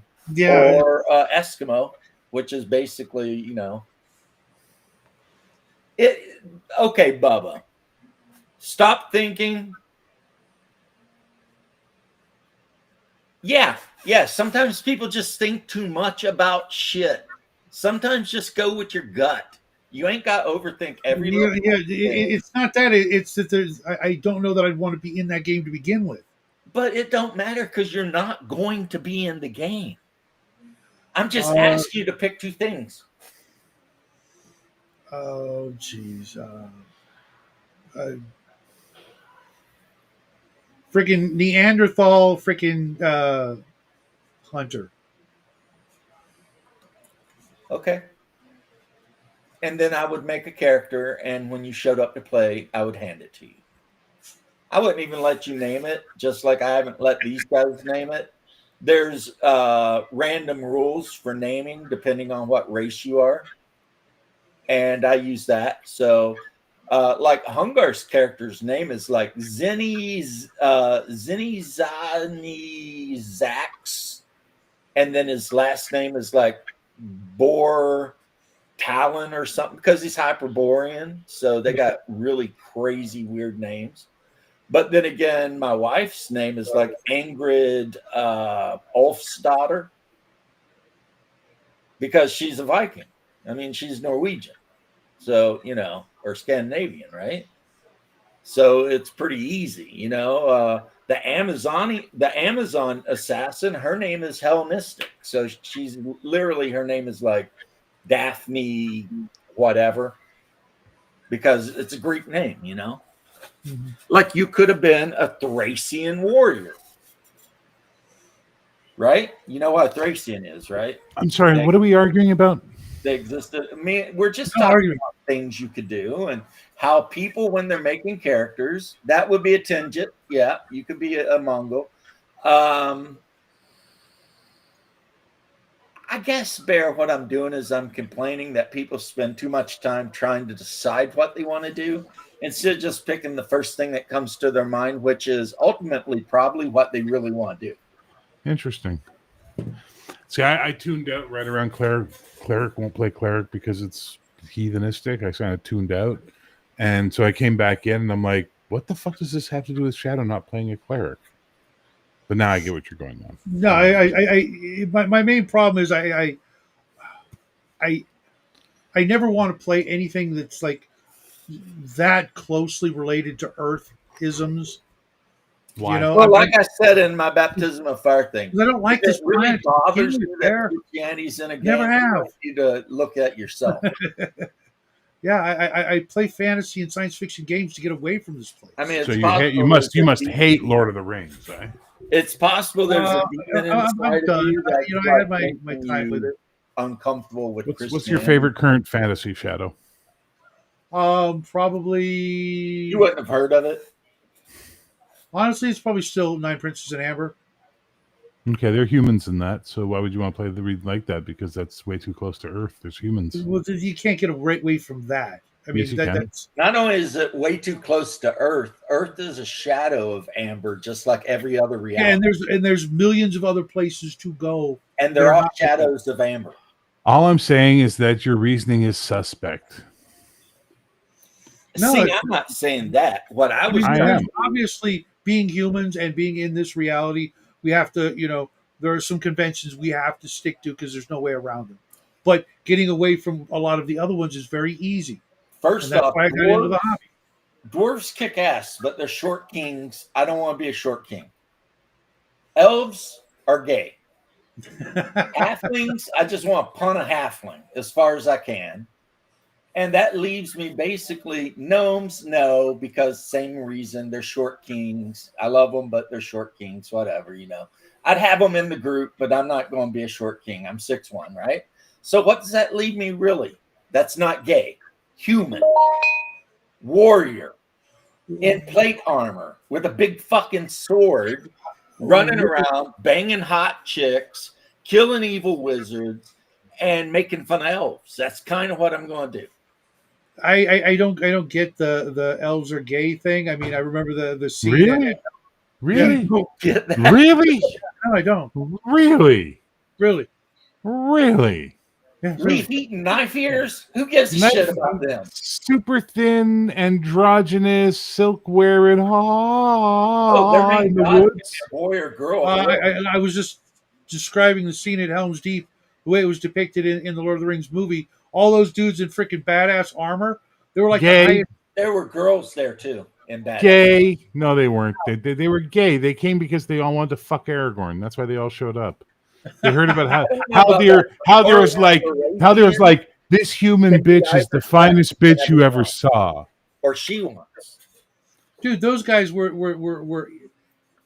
now, the epitome according of to the rules, efficiency. some elves can just gender swap whenever they want because of magic. I've never heard that before. Yeah, No, that's well, in, I mean, look into your D&D stuff, man. I Yeah, get it. They're Xanathars, not I think. fat, overweighted, bearded fucks like us, but that doesn't make them gay. And, Hey, hey, speak for yourself. I'm not a fuck. and to be fair, there's an entire breed of homosexuals that are fat, bearded fucks. Yeah, there's They're also a not lot there. of there's an entire breed of homosexuals that are super thin, androgynous, elfy looking bitches. And you know what? There's actually more of them. Elves are gay. sir. I wouldn't know. I don't get that. They don't eat meat, so they're vegans. That's the worst part. Who says they don't eat meat? Tolkien. Really? I don't remember that ever. Well, try reading beyond the main book. Read his Which- letters, read the Silmarillion, read all that stuff. You'll find out. Yeah, that yeah. I it's- tried making it through the Silmarillion. I know. Gave Yeah, that's them never gonna happen. traveling supplies. Shadow. They did not give them beef jerky. They gave them lambda spray. Probably easier to manufacture. Then killing a deer. You're right. It's way more easier in the woods to bake Well, bread I mean, to than it preserve. is to kill a strip and dry deer meat. It's so much easier to bake. I don't know. I never gave it Exactly. any- You don't know. There you go. That's the first honest thing you've said since we started bashing your favorite elves. That's I Except accept I'm that. not trying to bash him with what I was saying originally before I said elves were gay, and he I talked. swear to fucking God, every time we do not this, real Umbra, I say but something, elves, and then I James think makes they me look are. like the asshole by going, "I'm not trying to do what Bear said." You're so mean to me. I don't No, know why. it's not like that at all. I was just trying to show Shadow that it's easier to Oh. make a character when you don't think so hard about it. Did you see the Cold Iron Seaman meme? Not yet. Go look. But I knew somebody was going to have something about semen. I knew it. He actually has 3 really good ones that he added up, and maybe it's 4. Let me check real quick. That's 4. The first one is well, here I can't share because I'm on Chrome. It says, "Let's play something about Shadow enjoying coastal elven seamen," or was it seamen? Doesn't matter. It's elven seamen. And there's this twinky elf behind him going, "Would you like some more, master?" And then there's one basking in the sun, and he's drinking a cup, going, "Mm-hmm." All right, so that's pretty good. That was pretty good. I So like it. there's some evidence backing up my preposition. Then let's play something about Shadow being a cannibalistic border bug hunter. Voy a comerte, teco canerino lentamente. And it's like some tattooed M13 guy looking terrified while Shadow's behind him in the Arizona desert, which is really nice. Nice. Then Uh, let's later. play James something about collecting scalps to sell for bounties, and there's a teepee on fire. James wearing a cowboy and it goes, "Injun camp, ain't seen it." And then let's Wow. play Bear hears the divine liturgy and immediately converts, and it's me pointing at like some beautiful cathedral inside, and James going, "Got him!" God. And then at the very end of the day, it's a Wheaties box with the 3 of us on it. It says "Guaranteed Whiteys, free opinions inside." My local buds are all about Dungeon Crawl Carl. Yeah, I've been listening to Dungeon Crawl Carl. He's pretty funny. I haven't got into that. Did you guys see Avengers got a new Kickstarter? Avengers always got a new Kickstarter. Yeah. Just checking to see if you guys checked it out. Hey, I had a question for you guys. Crafting You see that- Gamer, the character you're describing, the only thing you're missing is, well, okay, what class? Do you want to be a horse archer? Because that is a class you can play. So you could be a Mongolian horse archer that just eats everything that doesn't move and thinks having a big gut makes you right. Yes, you can play that. That is a character I could make. Unfortunately, you don't live near me, so you're effed. Because I only play in real life. But anyway, this is a point I've argued with players for probably as long as I've played the game, and it is stop overthinking shit. Now, if Shadow really loves his elves, I mean, in an AD&D game, play an elf. Fuck it. Sent the Discord to explain why elves are gay. I think that's The only halfway cool elves are Tolkien elves, and they're not actually elves.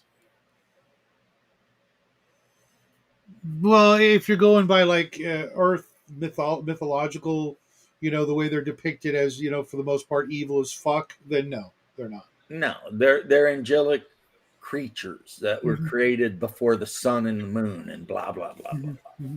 Yeah, I think the fact that they're they're basically angels without wings really throws off a lot of people, and I don't know why people would not want Well, to. the wizards are straight up angelic beings that were sent down from the heavens to. I don't know why people would not aspire do something like that. Hey, what's up, Bloodworth? Hey, how's it going, guys? Just chilling. How you doing, bro? I just wanted to thank you, James, for your service. Just finished doing a video of my recent acquisitions over the last couple of days. I saw that. I saw that. Got a huge. No, I just did another one. So it's okay. Because I got a whole bunch of stuff yesterday as well. So Nice. Just these last couple of days, I've received my Horde Wars Advanced. I Nice. got Castles and Crusades, the Dragon's Crucible.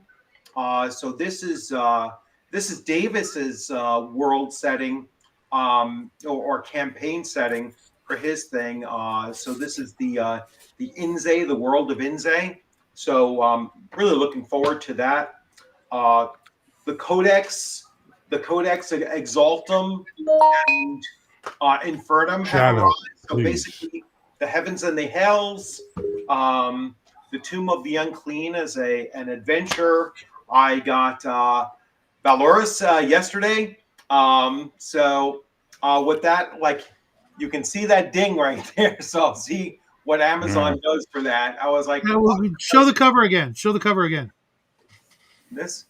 Okay, He's you got got the right you got a good cover. Okay. He's got the Yeah. cover. And then it was just because this is how they sent it.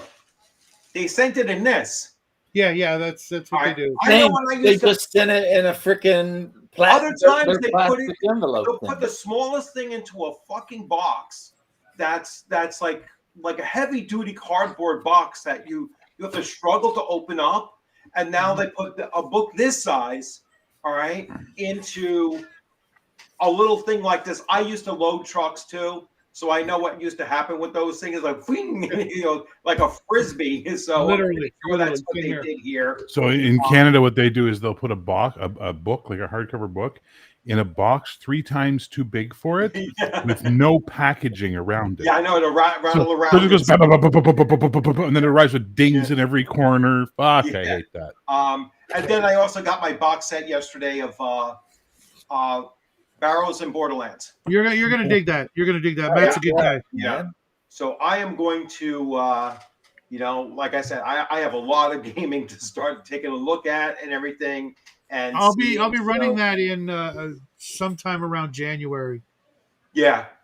I'm getting ready. I'm gearing up to start running Hyperborea 3rd edition, and then I just finished all the characters for that. for Hyperborea 3rd edition. Yeah, I just asked the players what race and class they want to be, and Oh, then okay, I cool. take care of the rest. Yeah, and so if you're going to be running the Shadow, I'd love to, once I become somewhat familiar with the system, I'm sure it's not that complicated. No, it's all made out of stuff. I'd you've love to already play. used before. I'd love to play in it. Also, I will point this out for no good reason, I guess, that Bear has a premiere coming up of him running Valorous. Yeah, tomorrow night. Tomorrow night. Right. Though sadly, a couple of characters aren't made yet, so if I don't have them by 9 fucking p.m. my time, I don't care what they hand in at 9:01. I'm making their characters for them for Hey. tomorrow. Frickin' Coco's got his character done. It hasn't been sent to me yet. Doesn't exist until I have it, buddy. What format do you need it sent? Properly, show it to chat. in a readable format, like a PDF, a document, whatever. Crayon on toilet paper at the last minute. Exactly. Like blue Bic pen on like a greasy napkin from like your Mm. local. Yeah, Mm. it's like Just whatever. Greasy napkin. I pretty much said the same thing with my Hyperborea campaign that's going to start on December 4th, which is a Thursday evening. And I said, if I don't get your character by the Sunday prior to, you're not playing. All right, because I want to kind of prepare a little bit, before that Thursday night for what character you're going to introduce. So, so I'm on the same boat now. It's like, let me know what your character is so I can start planning on it, because I'm not doing a session 0. Session 0 is now until December 4th, so, or really that what was it, November 29th. So these next two and a half weeks are my session 0. And that Thursday night, bang, we are playing. Yeah. All right. And if I have one player or all 6, great. We're going to roll with that. Well, Richard, thank you also for your service, my fellow Army Yes, it guy. was my And, pleasure. You know, yeah, I was just talking to Shadow about how I don't actually let my players make characters anymore. When Oh, yeah, you just hand them, I ask them a couple of simple questions, like what would you kind of like to play, mhm. and then I make the characters, and Oh, that's then cool. you know, and it's not that I'm kind of being away, but listen at you two, listen at you and Bear. I ain't got time for that shit. When everybody shows up, which I'm moving game night from Sunday to Saturday, but Mhm. when everybody shows up, it's time to play the game. Here's your Yeah. character, figure it the F out. Mhm. And I mean, Yeah, I just let's feel be like honest. I'm just a human die roller when that in that position. no, Well, you're and that's not. because that bullshit. Okay, hang on. That bullshit. is so crazy. James, if you'll allow me, please. Go ahead. So here's why I do pre-gens for all my games now, and I don't allow players to make their own characters. When you make your character, one, you might do stupid shit that doesn't connect to the world at all, and then you get your heart set on it. And when I say no, I'm the mean guy for saying no. Two, when you're making that character, you now have images in your head of things you want to see happen. But because I'm not telepathic, I can never reach into your skull and take out that really cool scene or moment that you want and give it to you in the game. Three, when you play a pre-gen Well, in a hold on a campaign, minute. hang on, I'm not done. Let me finish my point. You could When reach I'm- into their head. Okay, stop. When I give you a pre-gen that has a background, a little bit of notes, and some stuff like that, you now become the person responsible for bringing that character to life. You become the person who reads that and goes, okay, who is this guy? What am I? And then it forces you to think outside of your preconceived bullshit notions. Which is right? what I said earlier. That is Yeah, the beauty of it. I get all that, but Clearly you don't. no, I just don't enjoy it. So I get it. I play totally the get same that. character I'm not- in every game. Party? Yeah. Come I'm on, gonna dude. chime in. No, I'm I going to just don't chime in like on that as somebody who plays at conventions, and when I play at conventions, and the game master is going to hand out, 10, 15 different pre-generated characters. Mhm. I always grab the first one that's handed to me, and I'm going to play that. All right, and to me, that's always worked. I can invest myself into the character that I got a hold of. So the character that I got for Hyperborea in Jeffrey Talanian's game was a Common Ranger, right? So he just handed me this. It has the background, it has the character sheet, it has all of this. I basically just read very, very briefly about the background of the character, and bang, I was in character and playing. So, in a home game, sure, you might say, hey, I'm going to let these players. And when I say home game, I mean a game where you're physically going there. Then I can see your point, Shadow. But in a long campaign like we've been doing with Castles and Crusades, or before that AD&D, yes, you're going to want to create your own character and play. Especially when you're playing with friends. Yeah, You know what I mean? When you're playing, I still disagree. Hey, I want to create a character and roll with that. But Still disagree. both you and I have seen, Shadow, because you've played with me for a long time. We've seen that backfire where someone comes in with this concept of their character. And I don't know if it was a doesn't concept. I think it was click with more. anybody. I think it was more rules interpretations than. Yeah, the let me give you an concept of example. character. Let me give you an example. Coco, right? Mhm. Coco came to me about his character, and literally in his character description was referring to stuff from the campaign setting that I gave you all to read. And I'm like, holy shit, this is a great character that's tying in the lore of the world. He ties into the whole gnomish culture. He understands what the Great Machine is. This is an awesome character. I fucking love it. That's the difference. Most players don't do that. Most Yeah. players show up and just want to play the thing they always want to fucking. I'm a dwarf. I want to play a dwarf. Hunger. I'm a dwarf. I love dwarves. Dwarves are the best. Dwarf, dwarf, dwarf, dwarf, dwarf. Yeah, but the problem is you haven't read the dwarves in my setting, so you're going to bring in your crazy fucking Forgotten Realms dwarf or Warhammer dwarf or whatever the fuck Yeah, it is. see, that's where we differ. I look at it as it if they want X, then that's what the world's going to be like. No, fuck them. They don't get to change my campaign world because of what the fuck they not my want. campaign, it's theirs. It is Without- my campaign. What the Without fuck are you them, talking there is no- about? without them, there is no game. Yeah, Yes, without no, you, whoop your there's shit. no game, and you're the one doing all the work. All they Exactly. gotta do is show up Without and me- work fucking chips Without me, and there's roll no up. campaign, there's no game, there's no session, there's nothing without me. Yeah, I look at it completely the opposite way. It's all about them. Well, obviously, you not. didn't read what Gary said then. I read the afterword, and that's all I need.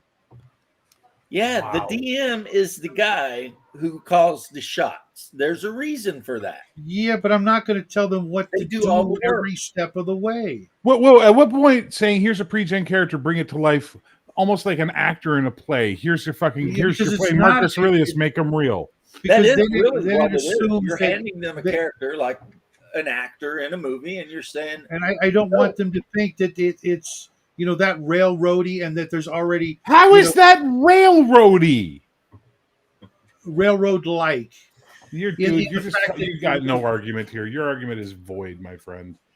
Hi, No, Beans. I'm I'm just sorry. not- I'm sorry. I'm getting excited. I'll calm down, Beans. Thank you for being a good emotional support cat. Without players, you got no game. I Yeah, get you it. know what? That's fine. I'll sit around and make more campaign material then. For- Oops, we lost You- James. That happens. that happens. Um, For every DM, there's you- probably 50 people who would love to play. it's there's no shortage of players. All I right, legitimately have two so- people who want to play in the Valor's game who I had to say no to because we're full. Yeah, And I guarantee you, those two Um, people who I said, it's cool, but I make pre-gens would have said, great, just whatever. And then I would say this in the conversation. So what do you like to play? How about you give me 3 ideas for a character and I'll see what I can make out of those ideas that you gave me and go from there. So we I'm not come worried about together. We work together to create something better. Right, like when we did the thing last Wednesday. The book literally says that the book I was literally being extra says- nice to you. the book literally says the elves live in secret locations. It doesn't say where, just Oh secret. my god! Shut. That could have the been fuck literally up. meant anything, and Oh my god! It says the See, elves here's live what in. happened with me, Shadow, is we're sitting at the table playing Mansions of Madness and losing terribly, mind you. I mean, just getting our asses whipped. And I just looked over at like Jax and I'm like, so kind of character would you like to play from that list I sent you? And she looked back and said, I'm thinking Amazon Assassin. And I said, all right, well, then you got to talk to Jay because he wanted to be a paladin. And you can't both do those things in a group. So they talked it out, and Jay become a cryomancer from Atlantis. So now she's an Amazonian assassin. He's an Atlantean cryomancer. Hungar's a Hyperborean cleric that worships some evil freaking god or something. And I have to then interrupt my you. I have wife to interrupt is you. a Viking berserker. And it was just that easy. It was like I sent everyone a list in our little game thing. Here are the She's races. an Amazonian assassin. He's an Atlantean cryomancer. They fight crime. Or commit it. I'm not sure. The caveat was No. she's neutral, since that is an option. I mean, amoral but neutral, not necessarily like maliciously evil, but she will kill you for money though. And he's actually, I think, chaotic good because that's one of the alignments that. I'm going to throw Shadow a bone. Look, this just comes down to a difference of opinion. There's no right or wrong way on this one. It's a difference of opinion. That's all it is. absolutely. Yeah, Rooster, you're 100% right. Fighty, sneaky, magic-y, or some combination of the two. And you got to remember, guys. I have literally played like everything. Okay, like you name it, I've played it in I one bet you form never or played another. Hell. Played what?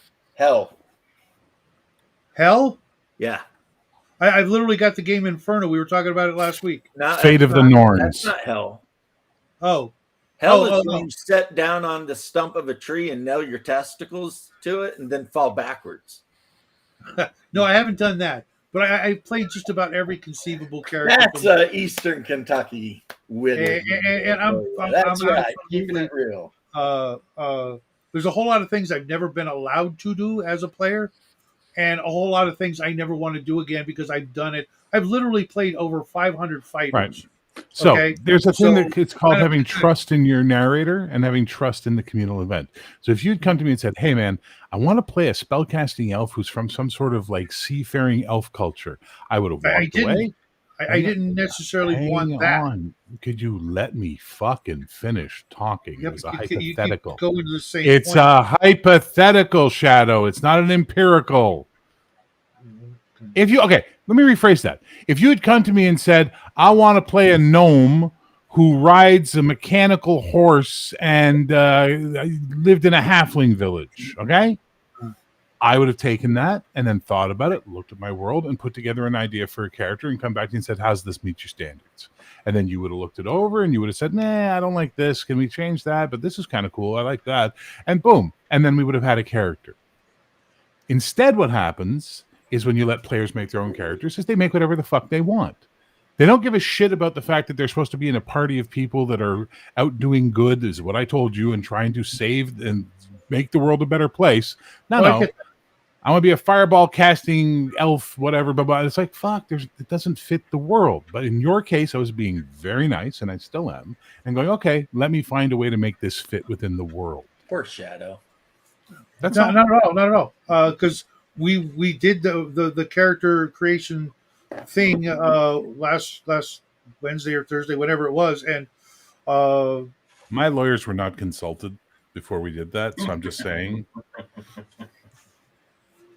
and Oh, you did do a couple of things that I wasn't expecting. Grateful for, very cool, but it could have.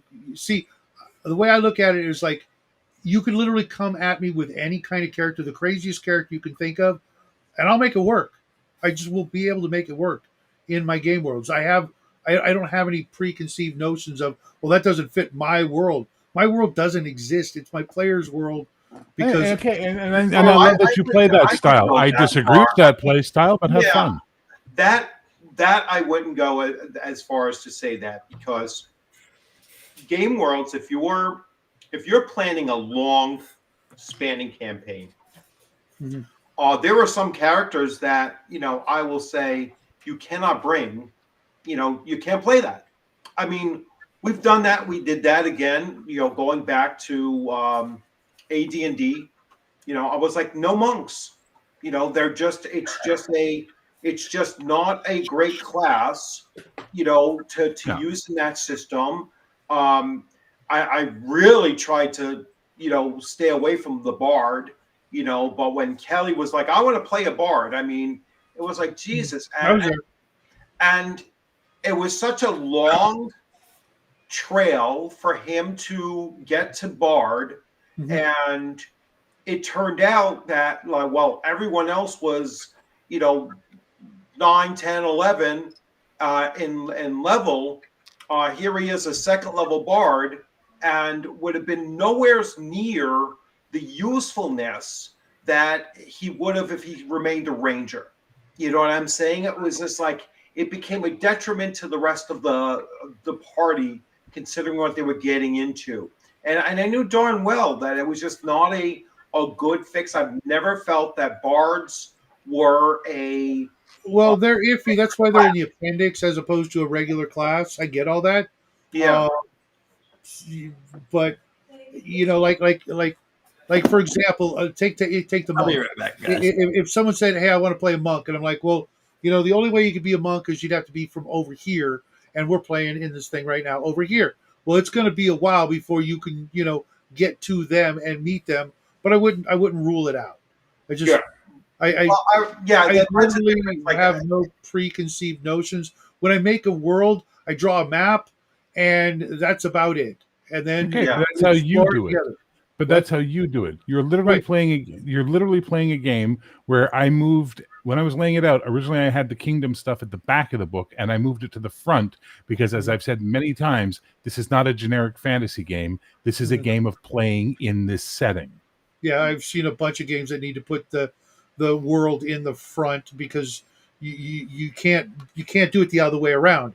It's like Savage Swords. It's got this huge world section, like 150 pages of a 600-page book, but it needs to be in the front, and that's going to ruin it because you can't. I mean, you got to literally read an entire book before you can actually start making your character. That's What? not for you. That's for Rooster. I feel like we need the Odd Couple music. Oh Ba, no! ba, da, ba, da, ba, ba, da, ba, ba, da, ba. I swear to God, I was thinking about that the other day with me. Yeah, but you know what? To take that, Shadow, what you're saying there is that some world settings are so important that if you're playing that game, you have to deal with that world setting. I mean, imagine if Conan 2D20 wasn't grounded in the Hyborian Age. Wasn't grounded in Robert E. Howard's own vision for that world. All right. If they just came out with the character classes and not have all of those setting books that were included in there, you would not be playing the right game. All right. So you're absolutely correct. Yeah. Same with the Savage Sword game, which tries to do all of that. yeah, But and the character section, the creating character section is pretty extensive because there's like 50. I mean, you were in the game. There's like 50 different kinds of characters you could make right off the bat. So you got a lot of reading to do there. yeah. You really need like with Conan. Anybody who's interested in playing Conan, they've heard of Conan. They've probably read, seen something Conan. So they've got kind of like a really good idea of what they're getting themselves into. But in any other game like Bears that has a pre-designed world, a very specific setting, you have to have that at the front because And you when you have setting at the front, that means that sometimes you can't allow for the players to be like, well, this is the character that I want to play. It may not match the setting, and so it's like, no. I did the same thing with the AT&T campaign set in Greyhawk when you guys were down in Yeomanry, and if someone said, I want to play an ice barbarian, how the hell at first level did you transition across the entire fucking world to get down there? You know what I'm saying? It's gonna take a while. I've literally done that before.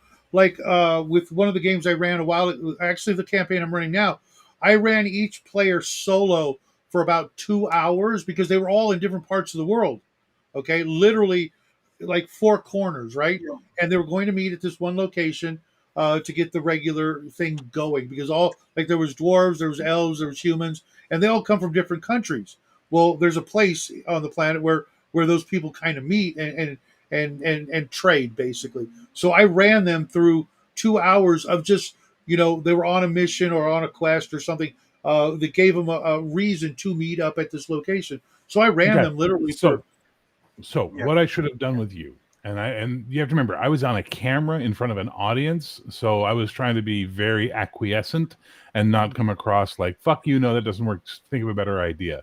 What I should have done with you is said, okay, you're playing a city elf who grew up on the shores of the Silver Sea in a fishing village, and that's your aquatic nautical shit. That's all you're getting.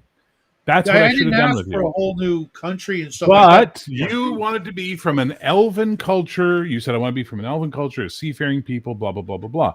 And that doesn't exist. So I went out of my way to make something for you. That was my mistake. I should have been more dictatorial and said, no. You can be a city elf who maybe grew up on the seaside and was a fisherman. Or maybe his father, maybe was a merchant. Maybe worked on merchant ships going to Darza. Because I initially had made a high elf, right?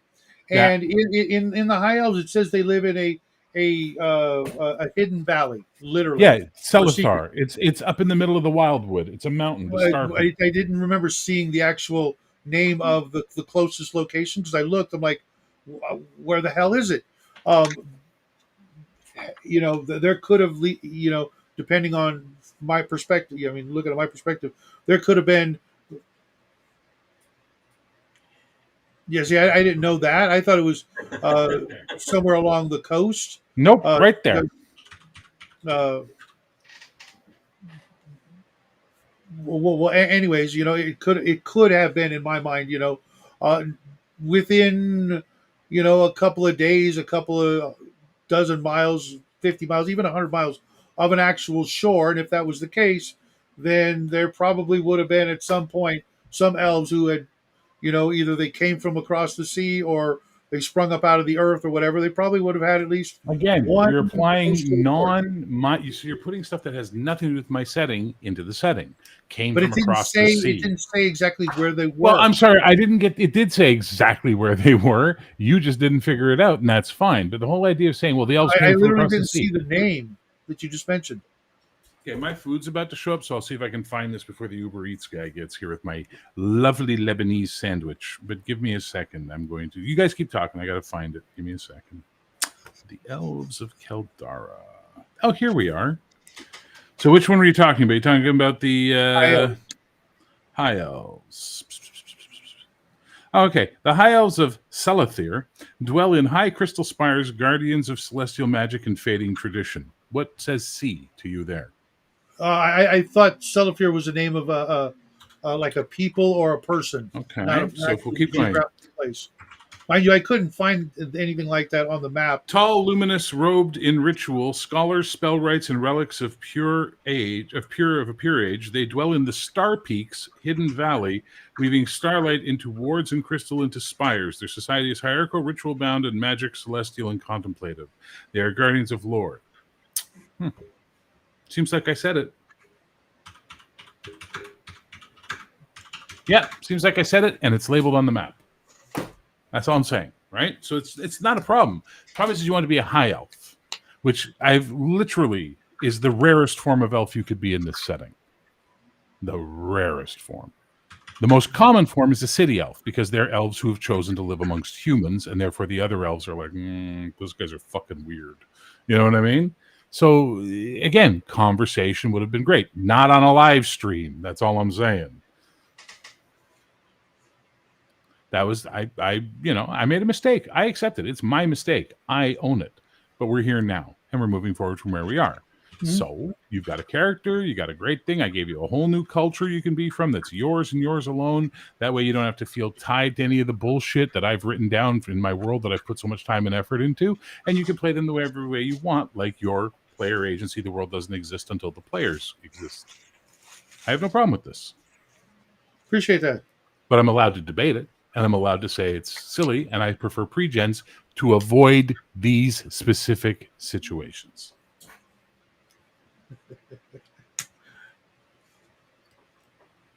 Ooh, in 3 minutes, I'm going to have a delicious Lebanese pita. Chicken. I honestly have never seen a Lebanese restaurant in my entire life. No, you're missing out, man. Lebanese food's amazing. Okay, I'll be right back. I gotta get my food. Hey, James is back.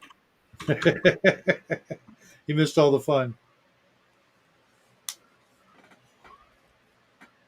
What does his shirt say?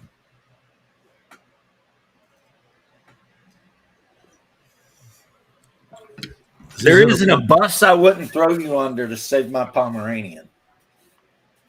Do you have that custom made? No. I think my wife bought it for me, but I'm a big fan of Pomeranians. Why? What I missed? Were we like yelling? Oh, nothing. Just Bear going on about his particular play style in his particular world. Well, there was one thing you said that I was like, now hold on a minute here, buddy. And that was it's their world, because I have a homebrew world called Towngrad, and I spent a decade working on it. It's not their freaking world. They can Yeah, I play used to they do can that. run around and chop trees down and do whatever the hell they want in this world, but I made it.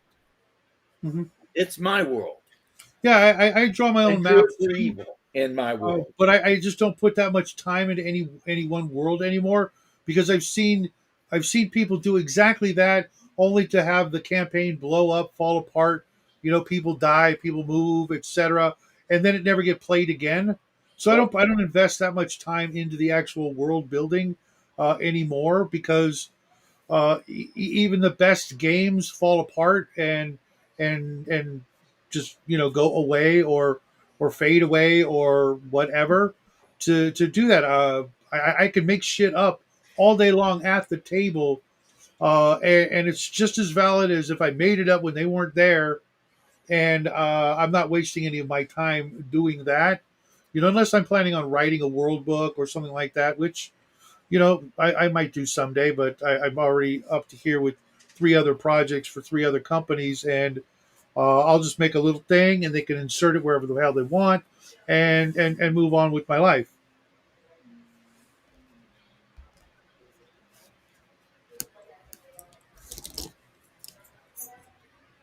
Okay. I mean,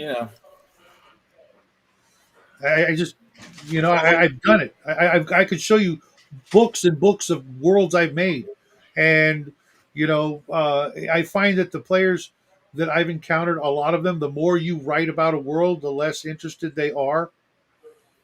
Maybe that's a California thing. I don't know. But I used to play in Virginia as well, and the same thing, was there. They don't care about the lore. They don't half the time. They can't even remember the name of the city they were in last week. well, you did mention you smoke a lot of weed, so I mean, I used to. That was 30 years ago. yeah, but like I said, you may have smoked yourself retarded. Yeah, I doubt that. Because I am super easygoing when it comes to a lot of shit, Hmm. but I'm not as easygoing as you are. I know how fickle and how easy games can fall apart. That's why I play in person. If somebody acts up, I'll go across the table upside their damn head, and they know it. Yeah, I don't have that luxury right now. When I open up a shop, maybe it'll be better. Hopefully, the fact that it won't be in California, that'll bring me Well, the around. fact that you won't be in California will be the number one thing. Yeah. Yeah, I mean, literally, if I never open up a shop but I get to leave the state, that'll be cool too. No complaints. If I can have the best of both worlds, I'm going to shoot for that. You have enough money and you move down to a certain penis-shaped state in the United States and close enough to me, then Thanks, George. Yeah, that's kind of my point. then I don't remember looking at this. you'll be able to play some board games and D&D Yep, and all board that. games. When Bear gets back, if Bear is listening in, so yeah, you're right. I don't even have to send the other one back. I should have the new one in 2 days. Yep. I had a different problem. George, I never know. Sorry What was about it? that. I didn't mean to interrupt. No, I interrupted you. No, it's fine. So it should come back in 2 days.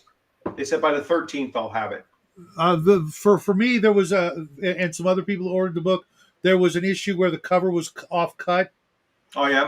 and otherwise it was perfect. That's the one Yeah. I'm using actually to make my character. I'm leaving the good condition one over here. Yeah, normally I don't make a big deal, but this is actually like split the binding where the on the other section. So I know over time it's going to keep on overuse. It's going to start falling apart. Okay. Hi, George.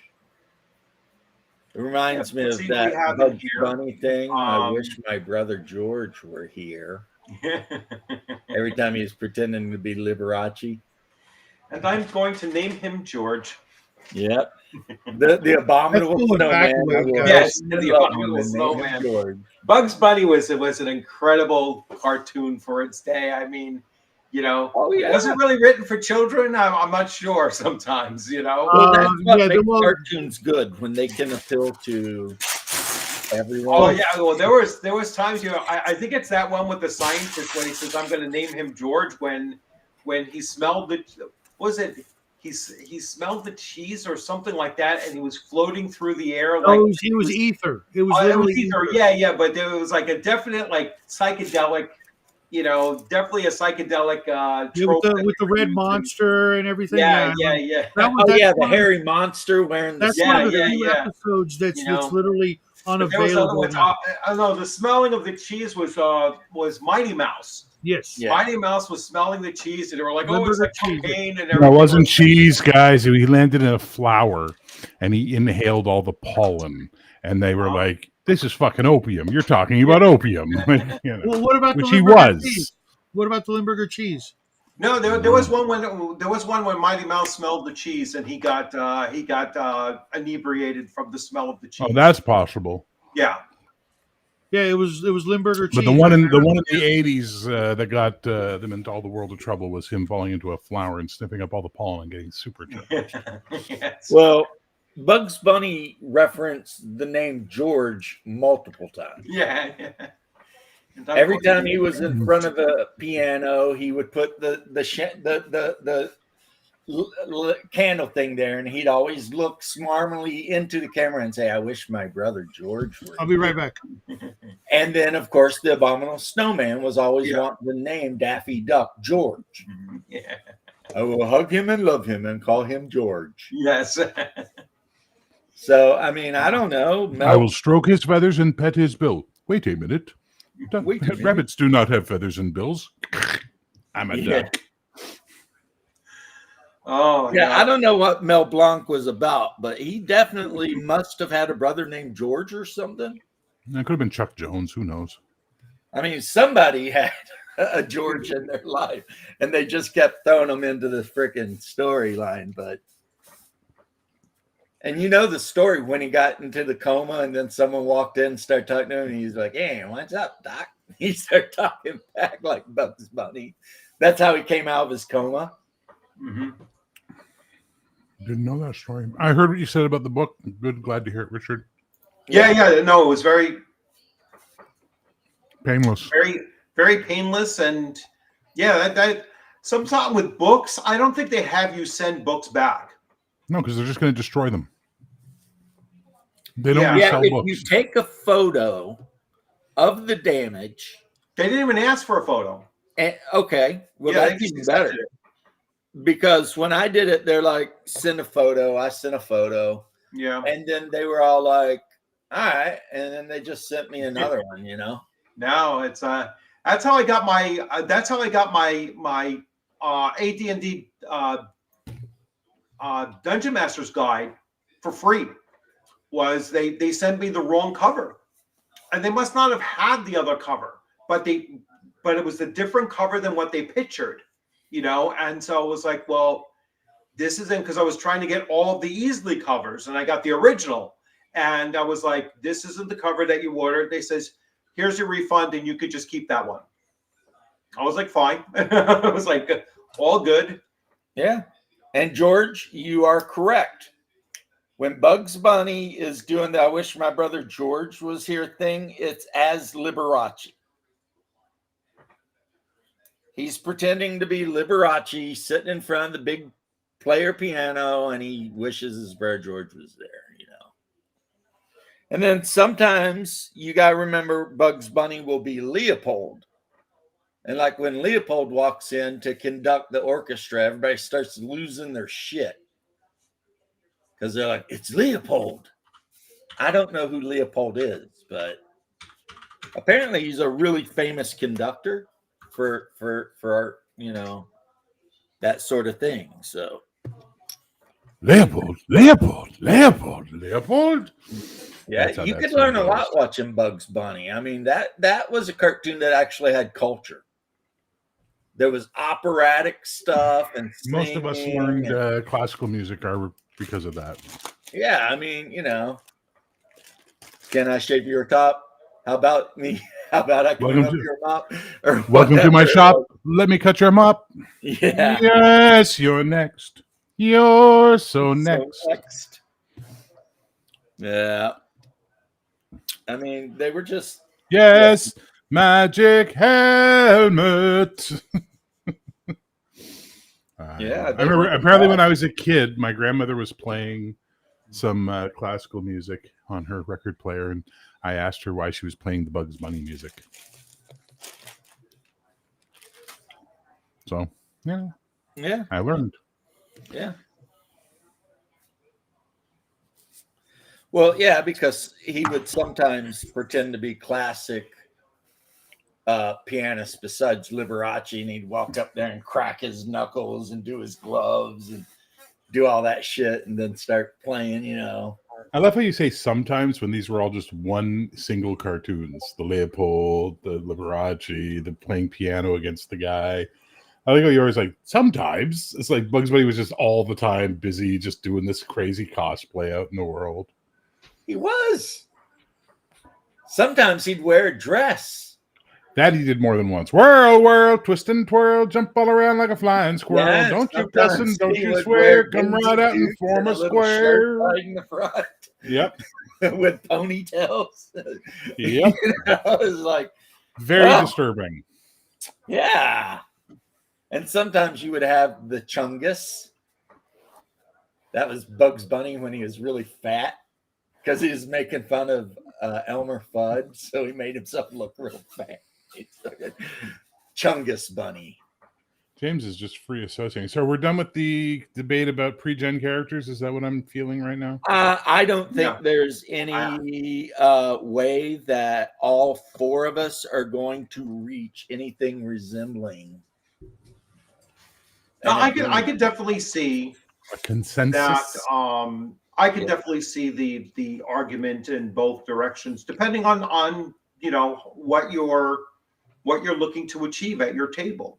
You know, I'll say that at a physical table that is a long lasting table, you know, one that you're projecting you're going to be playing for the next months or even years, then let them create their own characters. But you're going to prep them and saying this is what the world is. And, you know, I still agree with Bear where it's like, no, you can't bring that because that's just not going to work in the setting.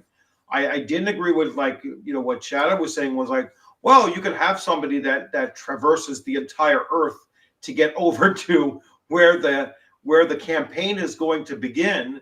I was like, not at first level, you're not. It's like, how are they traveling that distance at first level? You know what I'm saying? It's like, it's just not a feasible thing.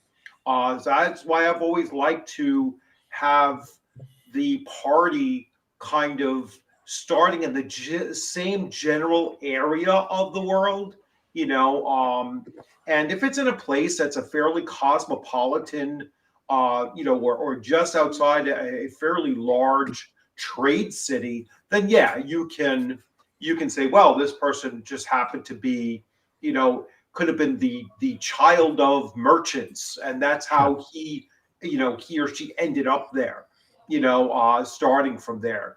So, but it needs to make sense. It And I absolutely think needs to make sense. yeah, it needs to make sense. I don't like it just the same way. Like if somebody came in and they had a character name that just rubs me the wrong way, I was like, no, it's got to change. You know, we're not playing I agree. D&D and having Oh yeah, yeah. The comical names are just no. yeah. Okay, hang on. Yeah. Also, names that make sense for species, because no offense, your first proposition for the character, his name was Roland Hawkwind. Shadow's like, fuck this, I'm out. No, that was just My show, Tony's rules. It rotates couple of around. things, Right? It's like couple of things I heard when I was gone. Bloodworth, the game that I was talking about, they didn't start at first level because they each had like sometimes 3 hours. there was one character, Mac Thompson's character. He was running a dwarf cleric who actually, because of all the crap that happened, because each player was actually running two characters. One of his characters was 4th level when they met. All right, so Others that's at least somewhat, understandable then. Like I Some said, of- it's like some of them were 2nd, 3rd level, and it was, for the most part, it was a water world with very, very little land. So most of their adventures were on the high seas. So when they met, some of them had traveled, months over the ocean. but So again, that's a very world unique. setting dictating Yeah. dictating what the characters are able to do. Mhm. Which I think is what Bear was basically saying is that the world setting is going to determine. And if you need to take that to its farthest, extreme by saying, I'm only going to use pre-gens, I wouldn't necessarily go that far with it, but I would certainly say that you should definitely limit the choices that they have to match the world setting that they're going to be in. Like I'm looking to do my Hyperborea and campaign, and it's going to be my first urban campaign. All right, I have full intentions of. So you're starting in the new Rome city. The Cora, the main city. Yeah, it's right? basically Rome. So they're going to start off in the main city, and they will probably be able to adventure in there. I'm hoping now they'll do forays outside, but they're always coming back to that city, because that is where they're kind of delving into their domain play as well. So that's the whole, gist of it is that, so being in that particular city, there are many ways that they can explain how they got there. It's the capital city of the world, but should they be playing some of those races that were, that the city itself will execute on site? No. It was like, how are you surviving there? That's like trying to play a half orc in an elven enclave, that is. I don't know what they were thinking with half orcs to begin with. That was always weird. What they were thinking is, hey, we need to copy more of Tolkien. And he mentioned these guys called half orcs at one point, but he didn't really explain what they were. So we're going to pretend they're this. He didn't explain what they were. He actually did, but Peter Jackson was like, there's no way we're putting that in the movie. What was actually happening is the forces of Isengard were gathering up Dunlending tribesmen and forcing them to reproduce with orcs. Yes. But before the orcs of Isengard did that, there was a half orc at the Prancing Pony. There was, because it did happen, because orcs are a fecund race, and also because they make great infiltrators. Yeah, what was his name? I forget his name now. He's the one that they threw an apple into his face just before the scourging of the Shire. Yeah. He was the one that set off the scourging of the Shire. Yep, it turns out that some orcs, half orcs, are so human looking they can pass. They look like dusky skinned humans. Yes. Yeah, so. Very ugly though. Still very ugly. Yes. Yeah, but I mean, Gary was right to give him a -2 on charisma, right, as an automatic starting off point. I mean, there's plenty of humans that aren't that attractive either. So I know, but it's the Gary definitely knew what he was doing when he was incorporating those races into D&D and accurately interpreted what Tolkien was doing. yeah. Now, personally, if you open up the Player's Handbook, first edition, and you look at half orc, I think it looks just like Will Ferrell. That's fair. Whatever, but it's like Who knew he was psychic, right? But Gary, that is. I don't know. I mean, first off, a great minds think alike because I was going to start my group off there too. Because it's a great place for a bunch of varied from different parts of the world. They're there, you know. I mean, it's the big city, right? Right.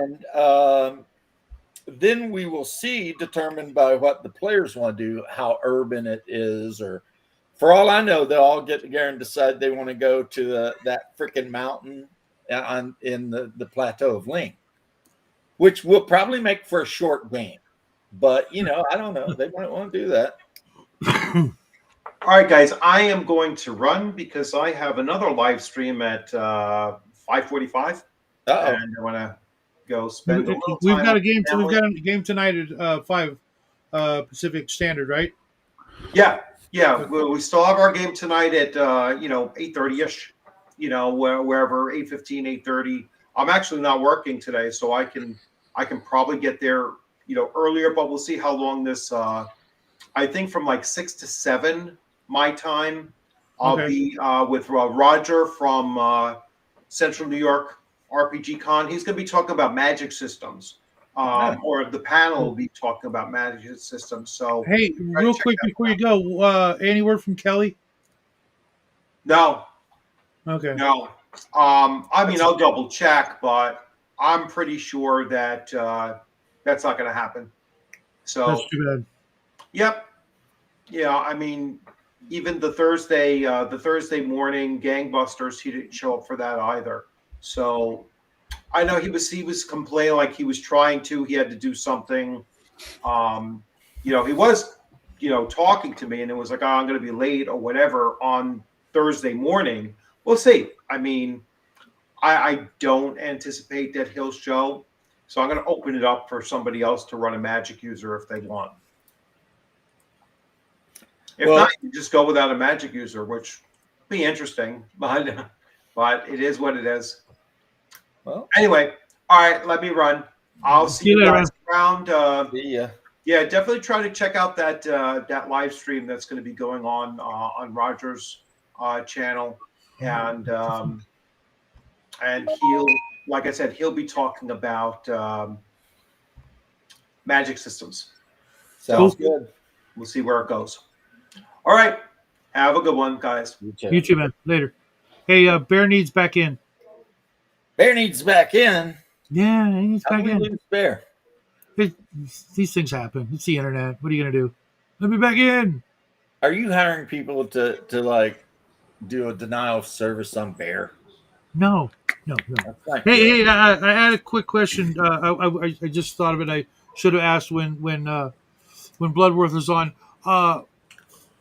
Do you guys ever get people wanting to send you stuff? Yes. Yeah, I've Like sent mail you people physical stuff. stuff. They Yeah, sent me Yeah. stuff, yeah, it's happened. I got one recently from someone I don't know from Europe. I'm not going to say where because they wanted to be anonymous, and I'm like, yeah, I'm gonna have to give me a post office box real soon here. See, here's the thing. Someone from Europe, but you're not going to say where because you want to be. There's like 30 countries over there, right? No, I mean specifically where. I've got a letter coming in. I mean, I don't want to say specifically from where, but it's from America. Probably, I'm just messing. It's like I'm like, what's that's the point? so strange. So you got someone from Poland wanting to send you some messages. Okay, some stuff. No, like a package. Yeah, from Poland. Like, yeah. Let's just let's just say. Okay. It's a picture of Slovenian lady boys. It's like a Serbian comedy book, and Well, all it is they pictures were of asking baboons like with Albanian. they're asking like weird shit, like how big's your mailbox, and I'm like, what the fuck? Can it hold a human body? Is it as big as a human head? So, Shadow, now that we've discussed all this stuff about the elves and all that, do you wish to continue down the road we're going, or do you want to take my simpler idea that fits the campaign world better of being a city elf who as a merchant and No, his I family owned a really, merchant I ship. really didn't like the whole city elf thing. Just wasn't. So Didn't grab- basically, you specifically want to play the most obscure thing in the campaign. So just admit you're No, a I fucking didn't hipster and get really- it over with. I really didn't. Admit it, hipster. Admit it. I really, I don't know how many times I have to say this. I didn't intend for you to do or You need know what to I do. think? You I- literally picked High Elf, the rarest race for players to play in the campaign. I didn't really remember seeing that It either. Mind you, specifically talks about the High Elves are isolationist. They're surrounded by the Wild Elves. They don't why are they in interact the with the book outside. as players? Because if you're running a campaign of elves, they should be there as an option for you. I guess. Or you I might just run through never their think of woods it and like that. encounter It's just, them. I'm so used to like the front You're cover so of used the to book. fucking D&D is what your problem is. No, I mean I play hundreds of games. I've played hundreds of games. Sure you do, Uh, but you think like a D&D player, my bro. I hate to break the news to you. Your cover, it's got like I don't know what kind of elf she was, with a fireball in her Oh, hand. you mean the half-elf? The half-elf. The half-elf I- right there. I- The half-elf. I- She's shorter than the human. too. She's a half-elf. She's a half-elf. Okay. Could just because she's female Yeah, and but elf. that- But you will Redheaded notice could the be her complete brother. lack of nautical theme, right? Just so we're clear on that. Dude, I like boats. You're okay? I a like, fucking hipster. I know you like boats. Really? I had a dream where you told me this? Please. Don't No, act like but I have there was the insight of song your about taste, Gabe. Shadow being on But a boat. Pirates of Gay Water. I live in California. Everybody knows I used to surf. I used to live by the beach. Everybody knows these things. They're pretty common knowledge. But I didn't Yeah, I used intend to- for you to have to do any of the stuff you did. Learn to swim. I honestly thought that there would be some elves that had some sort of interest in It trade. literally ocean. says in the description of the High Elves, they live in their valley in the Star Peak, in their city. It literally says where they are. It doesn't say, and other assorted colonies around Keldara. Well, I'm going to tell you guys something. You got to go My because wife you're going to have got your off supper. work, and Yep. I'm going to figure out what she's feeding me. So you two Bullshit. can argue about No. It's only fun if you're here. Shadow's character on you can start a stream here in a little bit and Nope. just I gotta go do some stuff too and Nope. make my spell picks and make sure I got everything and then It's Type it up. only fun arguing with Shadow if you're here, James. off. I don't know why that would be, but thank you. Because you make little faces. Yeah, I do stuff. That's true. I Oh, yeah. I do be doing things. Oh, Uh, yeah. But anyway, I will talk to you guys later. Have fun. Will This do. is actually the most game-related live stream I think you guys. I And don't know. most of it was bitching at Shadow for doing it wrong. So it's like every other stream we've had, except this time we were bitching at Shadow about games as opposed to human trafficking. Got it. Right, pretty much. Ah. But peace out, guys. I'm looking peace forward to out. the memes. All that. See you later. I'm looking forward to the memes this